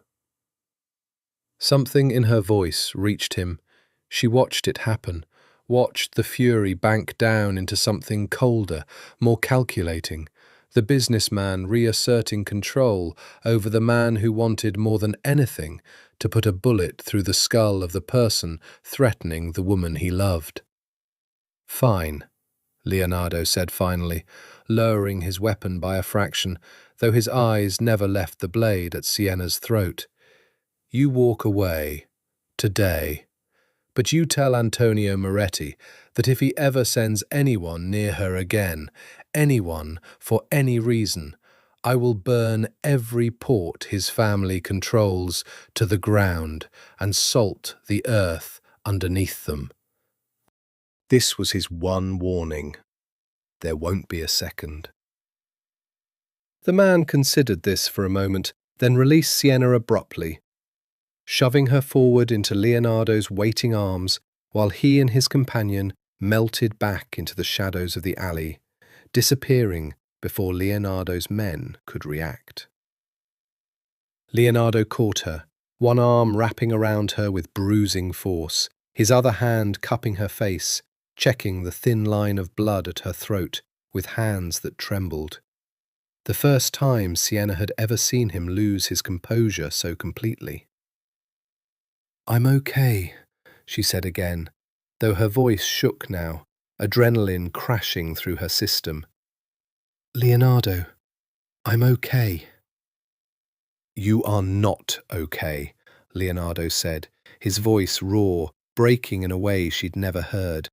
You had a knife against your throat because of me, because of this family, because of a war I've spent my whole life trying to stay out of. He pulled her closer, burying his face in her hair, and she felt him shaking, this cold, controlled, dangerous man shaking like a leaf in her arms. I almost lost you tonight. I almost lost you, and I would have burned this entire city down and not felt a single moment of regret. But you didn't, Sienna whispered, holding him just as tightly. You stopped. For me. For you, Leonardo agreed, pulling back just enough to look at her, his storm-grey eyes wet with something he'd probably deny later. I would stop a war. I would start one too, without hesitation, if it came to that. Do you understand now what you mean to me? Sienna understood. Standing in that dark alley, blood drying at her throat, the man she loved shaking with barely contained violence around her, she understood completely. And something in her, some final wall of careful distance, crumbled entirely. Take me home, she whispered. Please, I just want to go home. Leonardo carried her to the car himself, refusing to let her walk, and held her the entire drive back to the penthouse, his jaw set with a grim, terrible resolve that told her this was far from over. Leonardo didn't sleep that night. Sienna woke twice, disoriented, reaching for him in the dark of his enormous bed, and found him each time standing at the window, phone pressed to his ear, his voice low and lethal in a language she didn't fully understand but recognized the tone of instantly. A man giving orders that would end in violence. Leonardo, she said the second time, sitting up, watching him with growing alarm. What are you doing? Protecting you, he said, ending the call, turning to face her, his expression carved from stone. I've moved 20 men to cover this building around the clock. Your apartment is being watched. The film set is being watched. You will not leave my sight without at least 2 of my people within reach, starting tonight." "That's not what I meant, and you know it." Sienna pushed the sheets back, crossing the room to stand in front of him, searching his face for the answer she already dreaded. "What are you planning to do to Antonio Moretti?" Leonardo's jaw tightened. "What needs to be done?" "That's not an answer." "It's the only one you're getting tonight," Leonardo said, and for the first time since they'd fallen into each other completely, Sienna saw the wall come back up. Not the cold performance of their first weeks, but something worse, a genuine retreat into the version of himself built for war, the version she'd only glimpsed before, in flashes. "I won't be shut out of decisions that put me at risk," Sienna said, refusing to back down, though her voice shook slightly. "If you're planning something that could start a war, I have a right to know, Leonardo. My life is currently a bargaining chip in this conflict. That gives me a stake in how it ends." Something in her argument reached him, and he sighed, some of the rigid tension leaving his shoulders as he pulled her against him. "Antonio Moretti sent men to threaten you. In this world, that cannot go unanswered without inviting worse. I'm not planning a war, Sienna. I'm planning a message strong enough to end this before it becomes one." "What kind of message?" Leonardo's silence answered the question more clearly than words could have. "You're going to kill someone," Sienna said quietly, horror threading through her voice. "I'm going to ensure the men who put a knife to your throat never threaten anyone again," Leonardo said, his voice flat, final. "That's the only language men like that understand, Sienna. It's not a debate. It's survival." "And what happens after?" Sienna pressed, refusing to let it go. "What happens when Antonio retaliates for whatever you're about to do? Where does it end, Leonardo?" "At what point does someone stop, or does this just keep escalating until one of us is dead?" The question hung in the room, heavy and unanswerable, and Sienna watched something crack behind Leonardo's carefully controlled eyes. The recognition, perhaps for the first time, of exactly how deep and generational this cycle of violence ran. How many people before them had asked the same question and never found an answer that didn't end in a funeral. "I don't know," Leonardo admitted finally, quiet, exhausted in a way that had nothing to do with the late hour. "I've never had to know before, Sienna. Before you, I didn't have anything precious enough to make me question the rules of this world. I simply survived it, the way my father survived it, the way his father did before him. You've made me want something different. I just don't know if it's possible to have it and stay alive." Sienna took his face in her hands, forcing him to look at her, her own eyes fierce despite the tears gathering there. "Then find a way that doesn't end in more bodies. Please, Leonardo. I don't want to build a life with you on a foundation of more violence. I've seen enough of it in the last 24 hours to last me a lifetime." Leonardo was quiet for a long moment, something shifting behind his eyes. Not capitulation exactly, but a recalibration, the beginnings of a different strategy taking shape. "There might be another way," he said slowly. "Antonio doesn't actually want war, Sienna. War is expensive, unpredictable, bad for business. What he wants is his daughter's future secured, his family's position protected. If I can offer him something else, a different alliance, a different security, he might stand down without either of us having to bury anyone." "What kind of alliance?" "The Rossi family, Leonardo said, thinking aloud now, the businessman in him reasserting control over the warrior. They've been trying to expand into the same ports Antonio controls for years. If I broker a deal that benefits both families without requiring a marriage, gives Antonio what he actually needs, security, capital, protection from his own rivals, he might accept it as an alternative to Camilla marrying into our family. Would he take it? I don't know, Leonardo admitted, but it's a conversation worth having before I do something that can't be undone. He pulled her close again, pressing a kiss to her forehead, something like gratitude moving through his voice. Thank you for pushing back. I needed someone in my life who isn't afraid to tell me when I'm about to make things worse. That's my job now, apparently, Sienna said, managing a weak, exhausted smile, along with pretending to be your girlfriend for money. You stopped being paid to pretend weeks ago, Leonardo said softly. You know that. I know, Sienna said, and let herself be held. Let herself believe, for one fragile moment, that there might be a version of this story that ended without more blood. She didn't yet know how wrong that fragile hope would prove to be. Not because Leonardo's plan would fail, but because the true danger circling them had never been Antonio Moretti at all. The meeting with Antonio Moretti took place a week later, on neutral ground.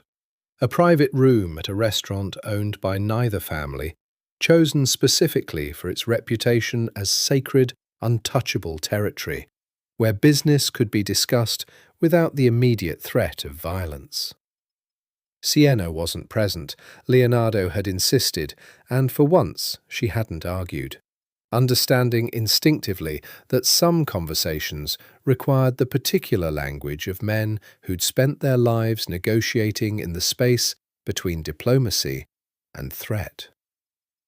She waited at the penthouse, pacing, checking her phone every few minutes, until finally, 3 hours later, Leonardo returned. His expression unreadable in a way that made her stomach clench with dread. Well? She asked, crossing the room to meet him. He accepted the alternative arrangement, Leonardo said, and something in his voice made relief and unease war within her simultaneously. The Rossi partnership, expanded port access, additional security guarantees. He's willing to let the marriage question die quietly, save face by announcing that Camilla chose to pursue her own path rather than admit the alliance fell through. That's good, Sienna said carefully. Isn't it? It's good, Leonardo agreed, though something in his expression remained troubled. But something about the negotiation bothered me, Sienna. Antonio agreed too easily. A man who sent armed men to threaten you 3 weeks ago doesn't simply fold because I offer him a better business deal. He's not a man who forgives insults that quickly, not even for money. What are you thinking? I'm thinking, Leonardo said slowly, that the attack in the alley might not have come from Antonio at all. The realization settled over the room like a shadow, and Sienna felt a chill move through her that had nothing to do with the air conditioning. Then who? I don't know yet, Leonardo admitted, but I intend to find out. The answer came 2 days later, delivered not through careful investigation, but through betrayal so close to home it took Leonardo's breath away. Dante found him in his office, his expression grim in a way that immediately signalled catastrophe. Leonardo, I need to show you something. The security footage he pulled up was grainy, time-stamped from the night of the attack. Footage from a camera Sienna hadn't known existed, positioned across the street from the studio where the rehearsal had taken place. It showed the 2 attackers approaching the alley, but it also showed something else. A car parked half a block away, idling, its occupant watching the entire scene unfold without intervening, without alerting anyone, simply observing. The license plate, when Dante zoomed in, traced back to a vehicle registered to Vitale Holdings. "Whose car is that?" Leonardo asked, his voice deadly quiet. "Camilla Moretti's," Dante said. "She was there, Leonardo. She watched the entire thing happen and did nothing." The betrayal landed like a physical blow. Leonardo thought of the fundraiser, of Camilla's carefully worded warning to Sienna. "My father does not lose gracefully." A warning that, he now understood with sickening clarity, hadn't been a kindness at all, but a calculated piece of theatre, planted to shift suspicion entirely onto her father, while she orchestrated the danger herself. "Get her here," Leonardo said. "Now." Camilla arrived within the hour, summoned under the pretense of finalizing details for the announcement that the arranged marriage was officially dissolved. She strode into Leonardo's office with her usual composed elegance, though something flickered across her face when she saw the security footage already displayed on the wall screen behind him.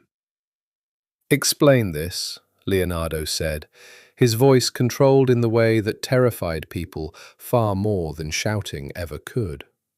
Camilla's composure cracked, slowly, like ice under pressure.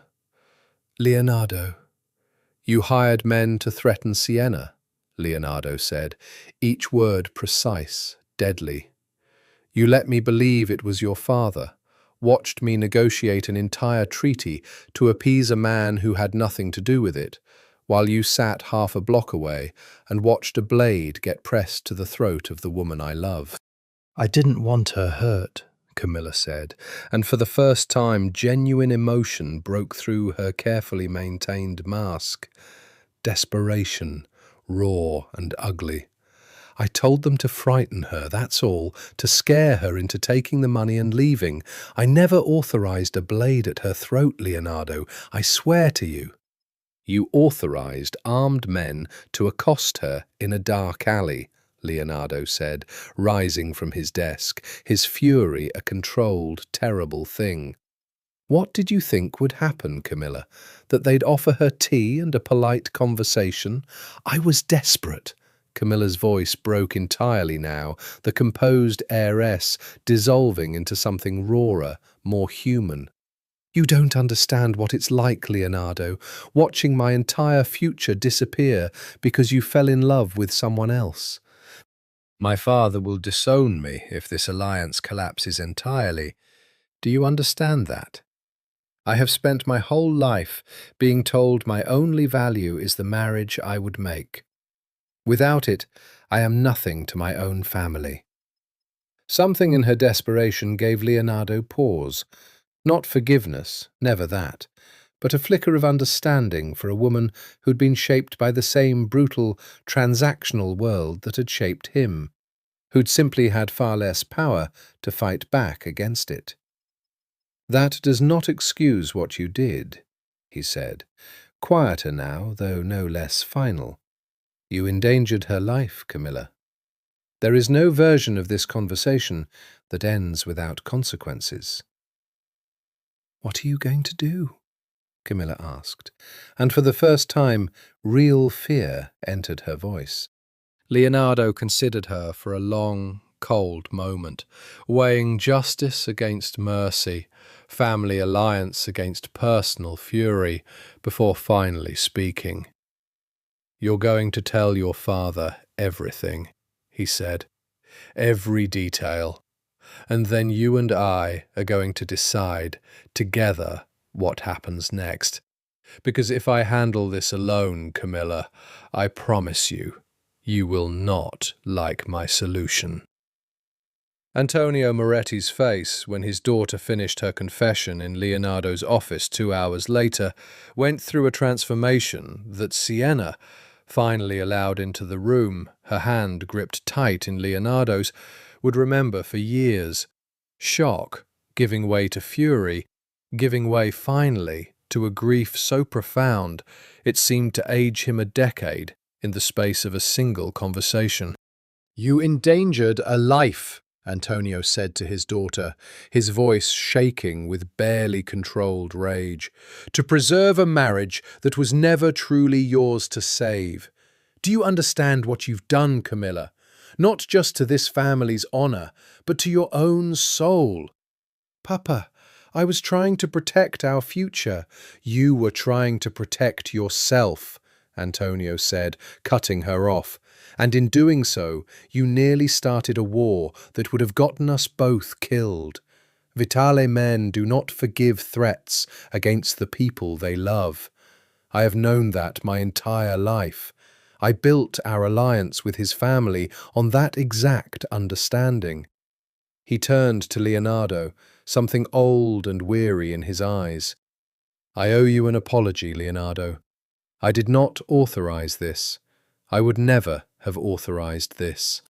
"I believe you," Leonardo said, and Sienna felt some of the tension in his frame ease slightly, though not entirely. "But your daughter still endangered the woman I love, Antonio. That cannot simply be forgiven with an apology." "What do you want?" Antonio asked, his voice heavy with resignation. Leonardo considered this for a long moment, his eyes moving to Sienna, seeking something, permission perhaps, or simply the reassurance of her presence before he made a decision that would shape the rest of this delicate diplomatic disaster. "I want the alliance we negotiated to stand," Leonardo said finally. "The Rossi partnership, the port access, the security guarantees. That protects your family's future without costing anyone their life. In exchange, Camilla does not come near Sienna again, not in any capacity, for any reason, and you will ensure she understands the seriousness of what she's done. Not through punishment necessarily, but through genuine consequence. She needs to understand that actions like this have weight in our world, weight that cannot be undone with an apology." Antonio nodded slowly, something like relief moving through his weathered features. "That is more mercy than I expected, Leonardo. More than she deserves, perhaps." "I'm not doing this for her," Leonardo said, his eyes flicking to Camilla, cold and final. "I'm doing this because more violence solves nothing, and because Sienna asked me to find another way. She's the only reason Camilla is walking out of this office instead of facing something far worse." Camilla's eyes found Sienna's across the room, something complicated and unreadable passing between them. Not gratitude exactly, too proud for that, but a recognition, perhaps, of a mercy she hadn't expected and didn't fully understand. "Thank you," Camilla said quietly, the words clearly costing her something significant to say. "Don't thank me," Sienna said, her voice steady despite everything. "Just don't ever come near me again. I mean that." "You have my word," Camilla said. And for the first time since Sienna had met her, she believed it was genuine. After the Marchettis left, the office fell into a heavy, exhausted silence, Leonardo sinking into his chair as though the confrontation had drained something essential out of him. Sienna crossed the room and settled onto the arm of his chair, her hand finding his, and for a long moment neither of them spoke. "You could have destroyed them," Sienna said finally. "Both of them. And you didn't." "I wanted to," Leonardo admitted, his voice rough. "Part of me still wants to, Sienna. That's the man this world made me. A man who solves problems permanently, without mercy, because mercy has always felt like weakness in a business built on fear." He turned to look at her, something vulnerable moving across his face.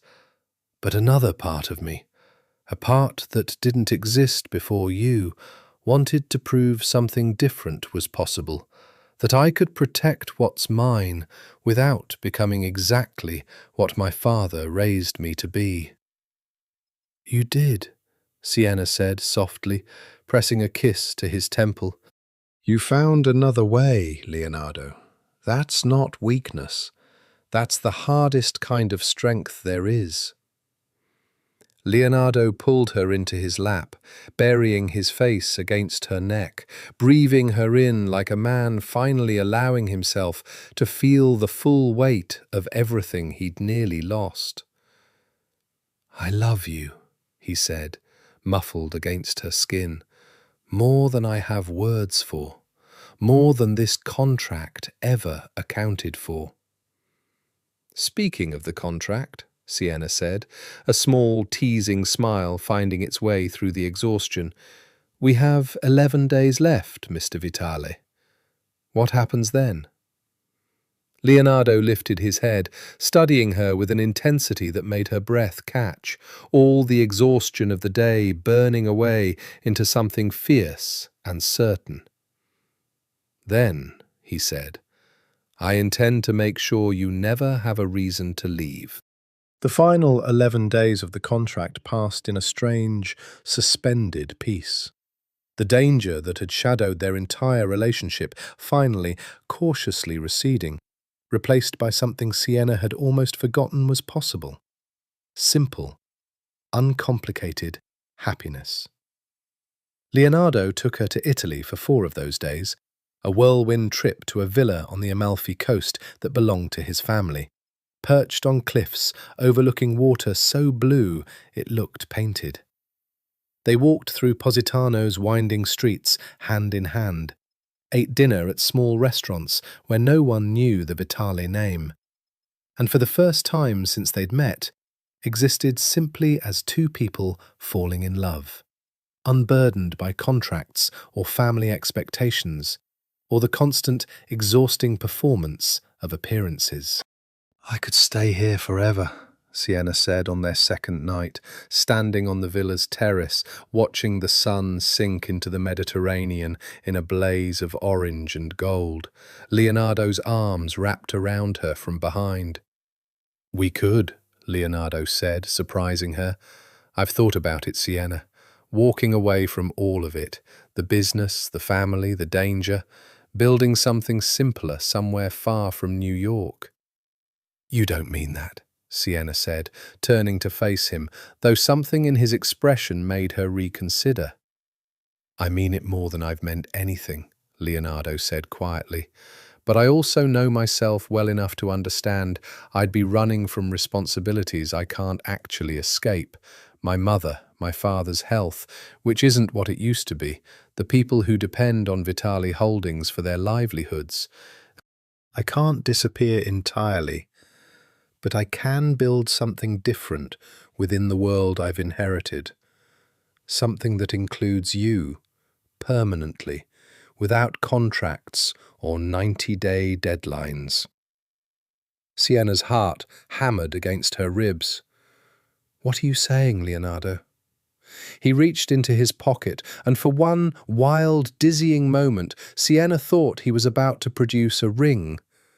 But instead, he withdrew a folded piece of paper, offering it to her with hands that, for the first time since she'd known him, trembled slightly. She unfolded it carefully. It was the original contract, the 14 pages of legal terms that had bound them together for 90 days, and across the front page, in his sharp, slanted handwriting, he'd written a single line: "Void." Replaced by something permanent. "I had my lawyer draft something else," Leonardo said, his voice rough with an emotion she'd rarely heard from him. "Not a contract. A partnership agreement, if you want to think of it that way, though I'd prefer you think of it as a promise. I'm not asking you to marry me yet, Sienna. I know that's too fast, even for us, even after everything we've survived together. But I am asking you to stay. Not for 90 days, for as long as this lasts, which I intend to make forever, if you'll let me." Sienna's eyes filled with tears, the paper trembling slightly in her hands. "Leonardo, I don't need a document to promise you that. I already know I'm staying." "I know," Leonardo said, cupping her face in both hands, his storm-grey eyes fierce with certainty. "But I wanted to give you something that proves this isn't temporary, that this was never really about 90 days, not for me. It stopped being about the Marchettis, about my father's expectations, about anything except you weeks ago. I love you, Sienna Marchetti, completely, recklessly, in a way I never believed myself capable of. Stay with me, not because a contract requires it, because you want to." "I want to," Sienna said, the words breaking on a sob of relief and joy she'd been holding in for weeks. "I love you too, Leonardo. I've loved you since the night you nearly broke Dario's wrist for touching my knee, if I'm being honest. I just didn't have the courage to say it that early." Leonardo laughed, real and unguarded, the sound rare enough that it made her chest ache with tenderness. "That's a very violent moment to fall in love with someone." "You're a very violent man," Sienna said, smiling through her tears. "I fell in love with all of you, Leonardo, the danger included." He kissed her then, slow and searing, the sunset painting them both gold, and for the first time since she'd walked into his office 3 months ago, Sienna felt entirely, unequivocally certain that whatever came next, they would face it together.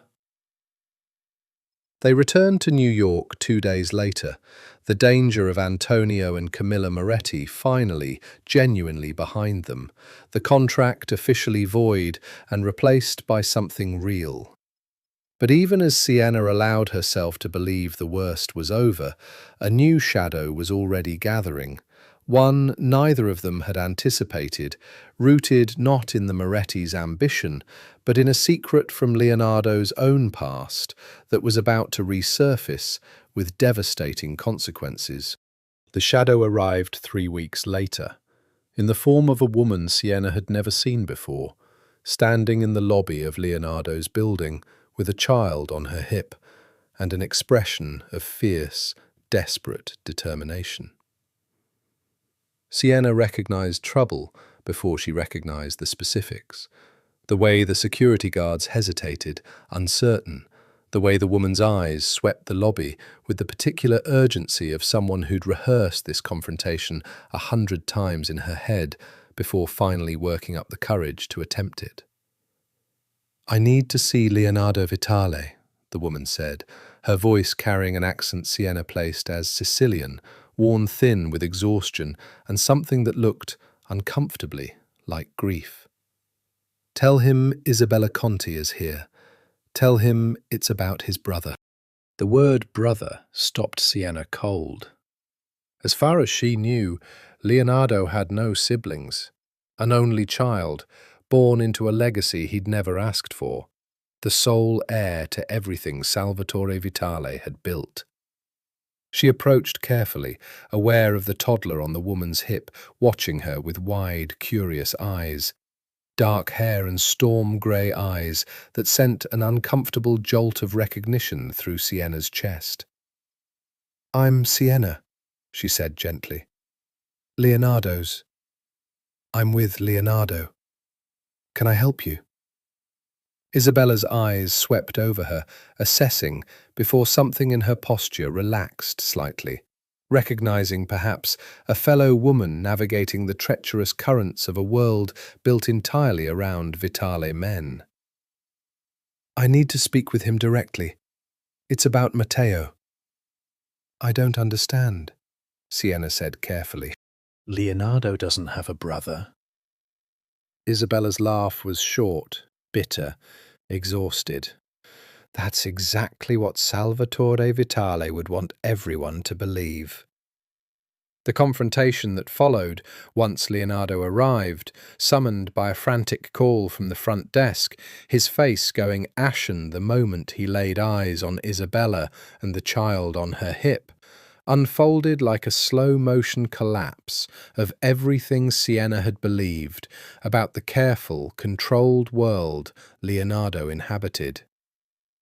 "Isabella," Leonardo said, his voice unsteady, in a way Sienna had never heard from him, not even in the worst moments of danger they'd survived together.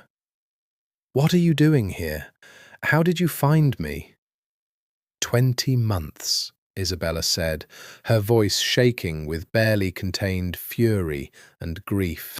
20 months I've tried to reach your father, tried to get an answer about what happened to Matteo, and every single time I was turned away, threatened, told to disappear and take my son with me before something worse happened. I'm done being turned away, Leonardo. What is she talking about? Sienna asked quietly, watching Leonardo's face drain of colour entirely. Leonardo was silent for a long, agonizing moment, his eyes fixed on the child in Isabella's arms. A boy, perhaps 2 years old, whose features, Sienna realized with dawning horror, bore an unmistakable resemblance to Leonardo's own. "Matteo was my half-brother," Leonardo said finally, his voice hollow. "My father's son, from an affair he had while my mother was pregnant with me. I didn't know he existed until I was 25 years old, when Matteo showed up at the estate demanding recognition, demanding his share of the family business. My father," he swallowed hard, "my father had him removed from the family entirely, paid him off, threatened him, made it clear that if he ever tried to claim the Vitale name publicly, there would be consequences." "He didn't just pay him off," Isabella said, her voice breaking. "Matteo is dead, Leonardo. He died 18 months ago. A car accident, they called it, on a road he'd driven 1,000 times without incident, 3 days after he threatened to go to the press about your father's affair, about the child your father refused to acknowledge." Her eyes dropped to the toddler in her arms, her voice dropping to something raw and devastated. "This is his son, your nephew. And I have spent every day since Matteo died terrified that your father will decide he's a loose end, too dangerous to leave alive." The revelation landed in the lobby like a physical blow, and Sienna watched Leonardo's entire world, the careful, controlled version of his family he'd built his identity around, crack open into something far darker and more dangerous than anything Antonio Moretti had ever threatened. "My father had him killed," Leonardo said, the words barely a whisper, horror and fury warring in his voice.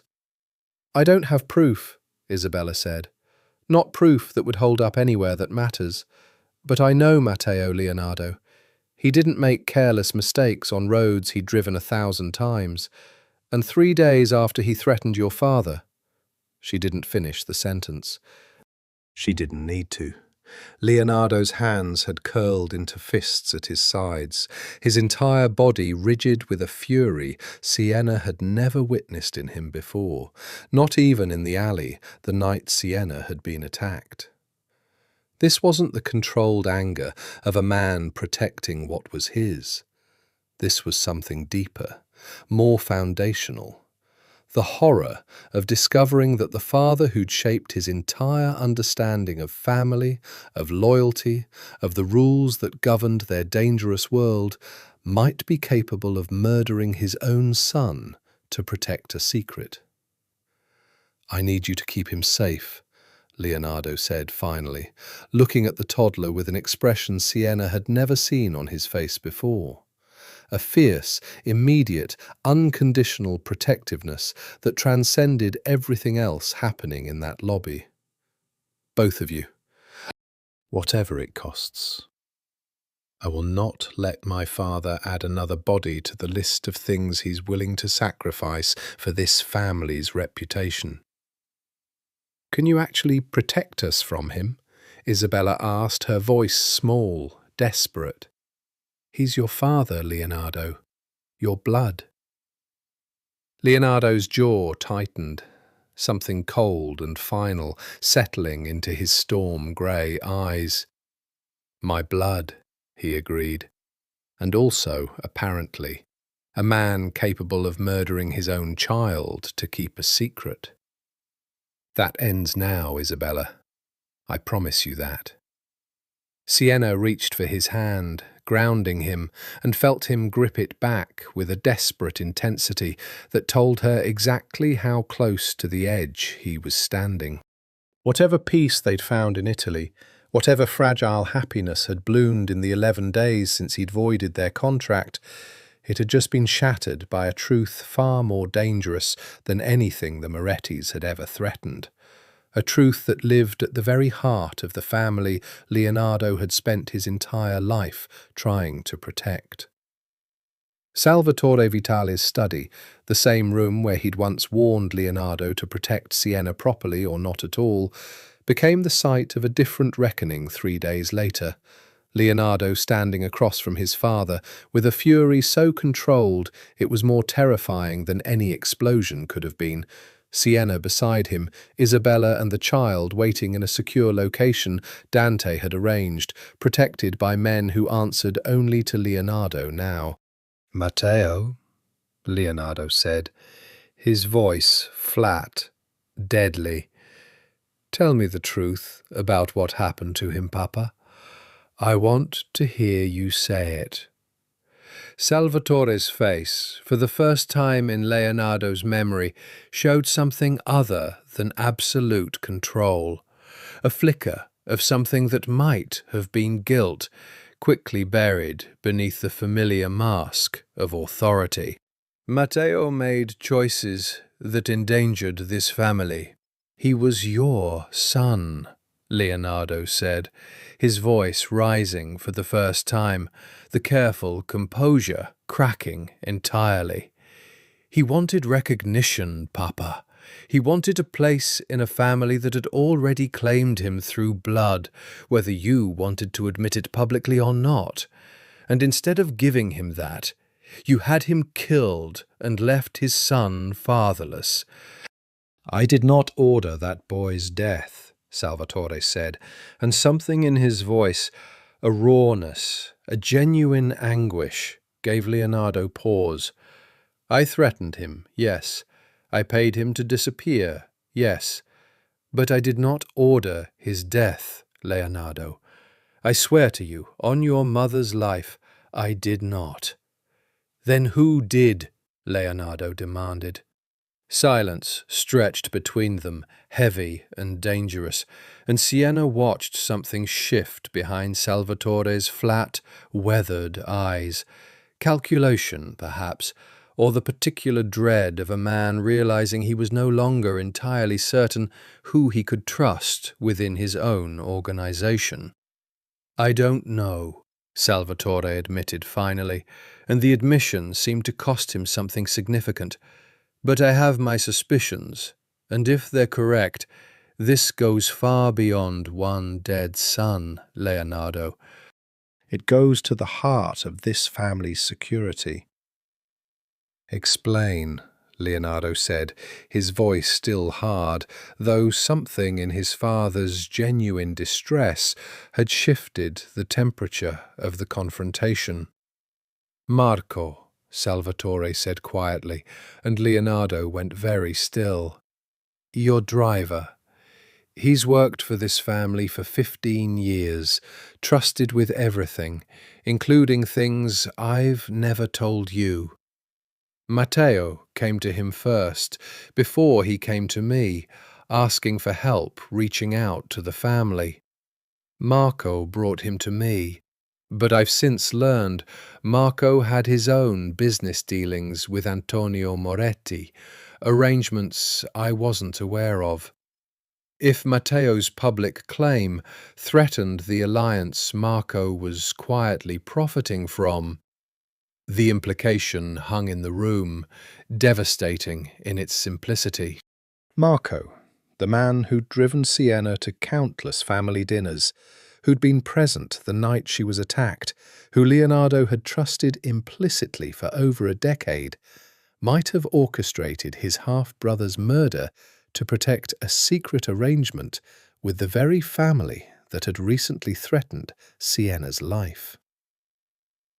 "He was there the night I was attacked," Sienna said slowly, horror dawning as the pieces began to fall into a darker, more coherent pattern.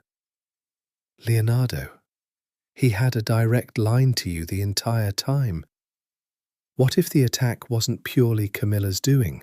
What if Marco fed information to whoever hired those men, made sure the timeline worked in someone's favor?" Leonardo's expression went cold with a fury that transcended anything Sienna had witnessed from him before. Not the hot, protective anger of the alley, but something colder, more calculating, the particular rage of a man realizing he'd been betrayed by someone he'd trusted with his life and the life of the woman he loved. "Find him," Leonardo said to Dante, who'd been standing silently near the study door throughout the confrontation. "Now, before he realizes we know." But Dante's expression, when he checked his phone a moment later, told them they were already too late. "He's gone," Dante said grimly. "Left the city 2 hours ago, according to his last known location. Someone tipped him off." The room fell into a heavy, dangerous silence, the full scope of the betrayal settling over all of them. Not just a murder 18 months in the past, but an active, ongoing threat. A man with intimate knowledge of Leonardo's entire operation, his movements, his relationship with Sienna, now loose in the world with everything to lose, and likely powerful allies willing to protect him. "This isn't over," Salvatore said grimly, some of his old authority reasserting itself even through the visible weight of guilt and fear. "Marco knows everything. Your security protocols, Sienna's schedule, every vulnerability this family has. If he's working with someone, if he decides to sell that information or use it himself, I know what he's capable of," Leonardo said, his voice hard. "I trained half his instincts myself, Papa. That's what terrifies me most." He turned to Sienna, his eyes fierce with a protectiveness that had sharpened into something almost violent in its intensity. "You're not leaving my sight until Marco is found," he said. "Not for a rehearsal, not for an audition, not for anything. Do you understand me?" Sienna, for once, didn't argue. The danger that had circled the edges of their relationship for months had just revealed itself to be far more insidious than she'd ever imagined. Not a rival family's calculated threat, but a betrayal woven into the very fabric of Leonardo's trusted inner circle. And she understood, with a cold clarity, that the most dangerous chapter of this story had only just begun. They found Marco 4 days later, in a warehouse near the same waterfront where Ombra stood, cornered by Dante's men after a tip from an informant deep within the Rossi organization who'd recognized him meeting with men connected to a rival family from Chicago, not the Morettis at all, but an entirely separate faction that had been quietly maneuvering to destabilize the Vitale-Moretti alliance for over a year, hoping to seize the port contracts for themselves in the resulting chaos. Marco's confession, delivered in the cold, fluorescent-lit warehouse with Leonardo's gun trained on him and Dante's men blocking every exit, unspooled the truth in full.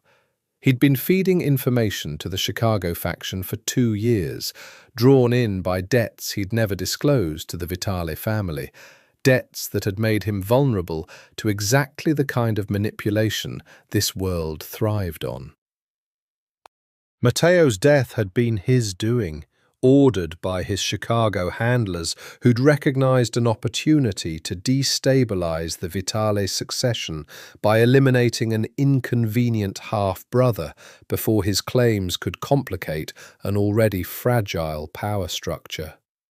The attack on Sienna had been his doing too, orchestrated to look like Antonio Moretti's retaliation, designed to trigger exactly the kind of war between the Vitales and Morettis that would leave both families weakened and vulnerable to a Chicago takeover. "You used my brother's death and Sienna's life as pieces in someone else's game," Leonardo said, his voice deadly quiet, the gun in his hand utterly steady despite the storm raging behind his eyes. 15 years of loyalty, Marco. 15 years, and it meant nothing against a debt you never told me about.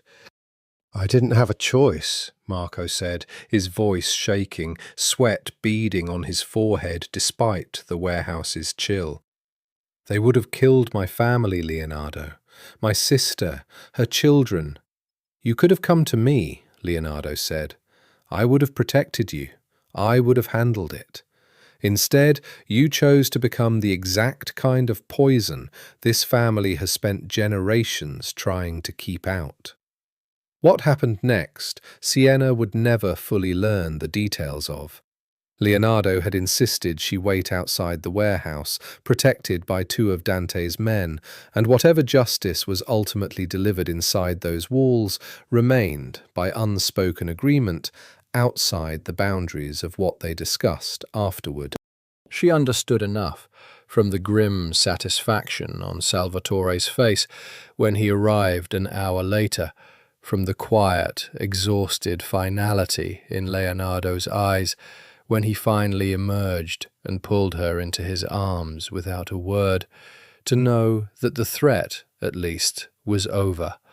The Chicago faction's attempt to destabilize the alliance collapsed within weeks, their inside source eliminated, their carefully constructed chaos unraveling without the intelligence Marco had once provided. Antonio Moretti, whose innocence in the entire affair had been genuinely confirmed, extended a formal apology to Leonardo, along with an unexpected gesture of goodwill, full support for the Rossi partnership, a permanent end to any expectation of Camilla's marriage into the Vitale family, and a quiet acknowledgement, man to man, that both of them had nearly lost people they cared about to a danger neither had seen coming. Camilla, for her part, disappeared from New York's social circuits entirely, enrolling in a graduate program in Milan that had nothing to do with her family's business. A quiet, self-directed rebellion of her own, Sienna suspected, though she never learned the full story and didn't particularly need to. Isabella and her son, whose name Sienna learned in the weeks that followed, was Leo, a small, aching coincidence that made Leonardo's throat tighten every time he said it aloud, moved into a house Leonardo purchased for them in Connecticut, close enough for regular visits, far enough to remain safely outside the direct orbit of Vitale business.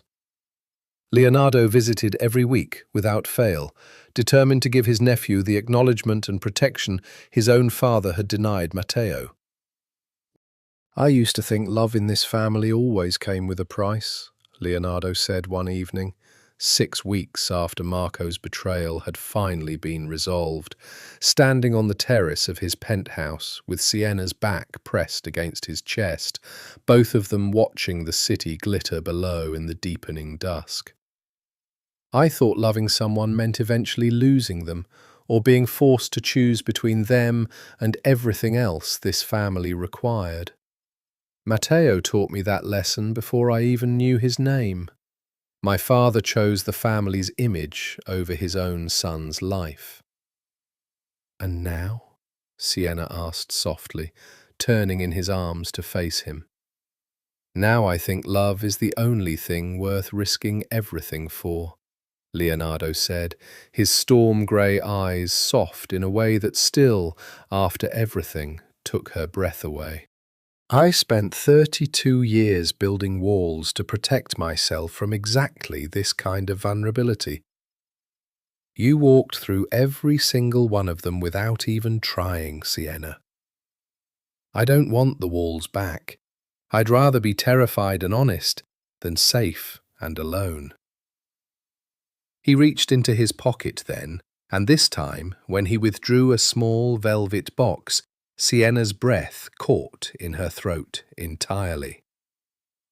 "The contract's been void for months," Leonardo said, dropping to one knee on the terrace, his voice steady, despite the visible tremor in his hands. "This isn't a performance, Sienna. This isn't 90 days, or a partnership agreement, or anything with an expiration date. This is forever, if you'll have me. Danger, family chaos, and all. I love you more than I have ever loved anything in my entire life. And I don't want to spend another day pretending that isn't true. Marry me." Sienna, tears streaming freely down her face, sank to her knees to meet him at eye level, framing his face in both hands. "You had me at 'you're jealous,'" she said, laughing through her tears. "And you denied it, which was somehow even more convincing." "Is that a yes?" Leonardo asked, something raw and hopeful cracking through his usual composure. "That's an absolutely, unequivocally yes," Sienna said, and he kissed her there on the terrace. The city spread out beneath them in a blaze of light, the ring catching the last of the sunset as he slid it onto her finger, with hands that finally, after everything, had stopped shaking. 3 months later, they married in a small private ceremony at the Amalfi villa where Leonardo had first voided their contract. Renata weeping openly through the entire service, Salvatore standing witness with a gruff pride he didn't bother disguising, Isabella and Leo present as family, truly, for the first time. Sienna's mother, whose medical bills had long since been paid in full, walked her down a garden aisle lined with candlelight, and when Leonardo took Sienna's hands at the altar, his eyes never once left her face. 90 days, he murmured, just for her, as the officiant began the ceremony, was never going to be enough time to fall in love with you. I'm glad we didn't stop when the contract said we should have. Neither am I, Sienna whispered back, and beneath the stars scattered across the Italian sky, in a world built on danger and power and the fragile, ferocious possibility of love that survived it all, they began the only chapter of their story that had never needed a contract at all. The rest of their lives, together, exactly as they'd chosen.